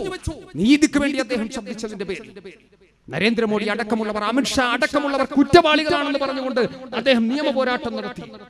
നമുക്ക് മറക്കാൻ സാധിക്കുമോ? ഇപ്പോഴും NRCയും CABയും വന്നപ്പോ ആരാ സമരമുഖത്തുള്ളത്? നാം മറന്നു പോകരുത്. JNUവിൽ നടന്ന, ദിവസങ്ങൾക്ക് മുമ്പ് നടന്ന, അവിടുത്തെ ഐസ എന്ന് പറയുന്ന വിദ്യാർത്ഥി സംഘടന സംഘടിപ്പിച്ച ഒരു മീറ്റിംഗിൽ പങ്കെടുത്തുകൊണ്ട് രാജ്യത്തെ പ്രമുഖനായ കോളമിസ്റ്റും എഴുത്തുകാരനുമായ ഹർഷ് മന്ദർ പ്രഖ്യാപിച്ചില്ലേ, ഇവിടെ CAB NRC ഒക്കെ പാസ്സായി കഴിഞ്ഞാൽ ഞാനൊരു മുസ്ലിമാണെന്ന് പ്രഖ്യാപിക്കും. പൗരത്വം തെളിയിക്കുന്നതിന് വേണ്ടി ഒരു രേഖയുമായി എവിടെയും ഞാൻ പോകില്ല. ഏതെങ്കിലും ഒരു മുസ്ലിമിനെ അറസ്റ്റ് ചെയ്താൽ ഒപ്പം അറസ്റ്റ് വരിക്കാൻ ഞാനുണ്ടാകും. ആരാ പറഞ്ഞത്? ഹർഷ് മന്ദർ എന്ന് പറയുന്ന ഹൈന്ദവ സഹോദരൻ. അതാണ് ഇന്ത്യയുടെ പാരമ്പര്യം. ആ ഒരു പൈതൃകത്തെ തന്നെയാണ് സംഘപരിവാർ ശക്തികൾ, വർഗീയവാദികൾ, ഭരണ തമ്പുരാക്കന്മാർ ഭയക്കുന്നതും അതിനെ ഇല്ലാതാക്കാൻ ശ്രമിക്കുന്നതും. ജാഗ്രത, ജാഗ്രത. നാം എപ്പോഴും ഏത് പ്രതിസന്ധി ഘട്ടത്തിലും നാം സംയമനത്തോടു കൂടി ജീവിക്കണം. നമ്മുടെ സാഹോദര്യം തകർന്നു പോകാൻ പാടില്ല. നമ്മുടെ അയൽപക്കക്കാർ, നമ്മുടെ നാട്ടുകാർ, നമ്മുടെ രാജ്യത്തുള്ളവർ, എല്ലാ മതവിശ്വാസികളും അതെവിടെയാണെങ്കിലും ശരി, ഇവിടെയെന്നല്ല, ഒരു മുസൽമാനെ സംബന്ധിച്ചിടത്തോളം ലോകത്ത് എവിടെയാണെങ്കിലും ശരി, നാം മാനവികതയുടെ പക്ഷത്ത് നിൽക്കേണ്ടവരാണ്. അയൽക്കാരൻ പട്ടിണി കിടക്കുമ്പോ അമിതമായി ആഹരിക്കാതെ അവന്റെ പട്ടിണിക്ക് പരിഹാരമുണ്ടാക്കണം എന്ന് പഠിപ്പിച്ച, വഴിയാത്രക്കാരന് അവകാശമുണ്ട് എന്ന് പഠിപ്പിച്ച, ജാതി മത സംഘടനാ വ്യത്യാസമില്ലാതെ മനുഷ്യരെ എല്ലാവരെയും സ്നേഹിക്കണം എന്ന് പഠിപ്പിച്ച ഒരു പ്രത്യയശാസ്ത്രത്തിന്റെ അനുയായികളല്ലേ നാം മറന്നു പോകരുത്. നാം മറന്നു പോകരുത്. ക്രൗഞ്ചമിഥുനങ്ങളിൽ ഒന്നിനെ വേട്ടയാടിയ കാട്ടാളനോട് മാനുഷാദ പാടിയ വാൽമീകി മഹർഷിയുടെ പാരമ്പര്യമുള്ള ഹൈന്ദവ സഹോദരങ്ങൾ, ഇവർ രണ്ടും ഈ രാജ്യത്തിന്റെ അവിഭാജ്യ ഘടകമാണ്. എല്ലാ മതവിശ്വാസികളും, വിശേഷ്യ ഹൈന്ദവ മുസ്ലിം സഹോദരങ്ങൾ, ഹിന്ദു മുസ്ലിം മൈത്രി ഈ രാജ്യത്തിന്റെ പ്രത്യേകതയാണ്. ബ്രിട്ടീഷുകാരൻ ഭയപ്പെട്ടതും അതുതന്നെയാണ്. 1857 ഒന്നാം സ്വാതന്ത്ര്യ സമരം ഹിന്ദു മുസ്ലിം മൈത്രിയുടെ പ്രതീകമായിരുന്നു. ആ സമരത്തിന്റെ, ആ പോരാട്ടത്തിന്റെ വീര്യം കണ്ടപ്പോഴാണ് അവർ ഭിന്നിപ്പിച്ചു ഭരിക്കുക എന്ന തന്ത്രവുമായി രംഗത്തെത്തിയത്. ഈ രാജ്യത്തെ ജനങ്ങളെ ഭിന്നിപ്പിച്ചു ഭരിക്കുക എന്ന തന്ത്രം, അത് ബ്രിട്ടീഷുകാരന്റെ തന്ത്രമാണ്. അവന്റെ കൂലിയെഴുത്തുകാരനാണ്, അവന്റെ പിണിയാളുകളാണ്, അവന്റെ ഷൂനക്കികളാണ് ഇന്നും ആ പാതയിലൂടെ സഞ്ചരിച്ചു കൊണ്ടിരിക്കുന്നത്. ജാഗ്രത. ഞാൻ അവസാനിപ്പിക്കുന്നു. ഈ ദീപം കെട്ടുപോകാൻ പാടില്ല. ഈ ദീപം കെട്ടുപോകാൻ പാടില്ല. ഈ രാജ്യത്ത് കൂരിരുൾ പടരുവാൻ പാടില്ല. നാം കത്തിജ്വലിക്കേണ്ടവരാണ്, വെളിച്ചം പകരേണ്ടവരാണ്. ഈ രാജ്യത്തിന്റെ ഉജ്ജ്വലമായ പൈതൃകം പേറേണ്ടവരാണ്. എപ്പോഴും നമ്മുടെ മനസ്സിലുണ്ടാകണം. അതിനുള്ള ഒരു സന്ദർഭമായി കൂടി കേരള മുസ്ലിം ജമാഅത്ത് ഫെഡറേഷൻ കുന്നത്തൂർ താലൂക്ക് കമ്മിറ്റി സംഘടിപ്പിച്ച ഈ പരിപാടിക്ക് വേണ്ടി ഈ താലൂക്കിലെ മുഴുവൻ ജമാഅത്തുകളുടെയും അഭിവന്യരായ ഇമാമിങ്ങൾ, ജമാഅത്ത് ഭാരവാഹികൾ, എന്റെ സംഘടന ബന്ധുക്കൾ, സുഹൃത്തുക്കൾ, സർവോപരി സഹോദര സമുദായ അംഗങ്ങൾ, ഞാൻ അഭിമാനത്തോടു കൂടി ഓർക്കുന്നു. ഞാൻ കേട്ട ശബ്ദം എന്റെ സഹോദരങ്ങളുടെ ശബ്ദം. വിശിഷ്യ 2 സഹോദരങ്ങൾ ഇവിടെ സംസാരിക്കുകയുണ്ടായി. മാനവികതയുടെ നാവായിരുന്നു അവരുടെ വാക്കുകളിൽ നിന്നും വന്നത്. അഭിമാനത്തോടുകൂടി, സന്തോഷത്തോടുകൂടി ഞാൻ ഓർക്കുന്നു, ഞാൻ അഭിവാദ്യം ചെയ്യുന്നു. അതാണ് ഇന്ത്യയുടെ പാരമ്പര്യം, അതാണ് നമുക്ക് വേണ്ടത്. മാനവികതയുടെ ഇന്ത്യ, അതാണ് നമ്മുടെ ഇന്ത്യ. സ്വാമി വര്യന്മാരുടെ ഇന്ത്യ, സൂഫി വര്യന്മാരുടെ ഇന്ത്യ, രവീന്ദ്രനാഥ ടാഗോറിന്റെ ഇന്ത്യ, അല്ലാമ ഇഖ്ബാലിന്റെ ഇന്ത്യ. ആ ഇന്ത്യ കെട്ടുപോകരുത്. ആ ഇന്ത്യയെ കാത്തു സൂക്ഷിക്കാൻ നമുക്ക് ഒന്നിച്ചൊന്നായി അണിചേരാം. ജഗദീശ്വരൻ അനുഗ്രഹിക്കട്ടെ, ജഗദീശ്വരൻ അനുഗ്രഹിക്കട്ടെ. വാഹിർ ദഅ്വാന അനിൽ ഹംദുലില്ലാഹി റബ്ബിൽ ആലമീൻ. അസ്സലാമു അലൈക്കും വറഹ്മത്തുള്ളാഹി തആല വബറകാതുഹു. സഹോദര സമുദായ അംഗങ്ങൾക്ക് ഹൃദയത്തിന്റെ ധന്യാഭിവാദനം. ജയ് ഹിന്ദ്.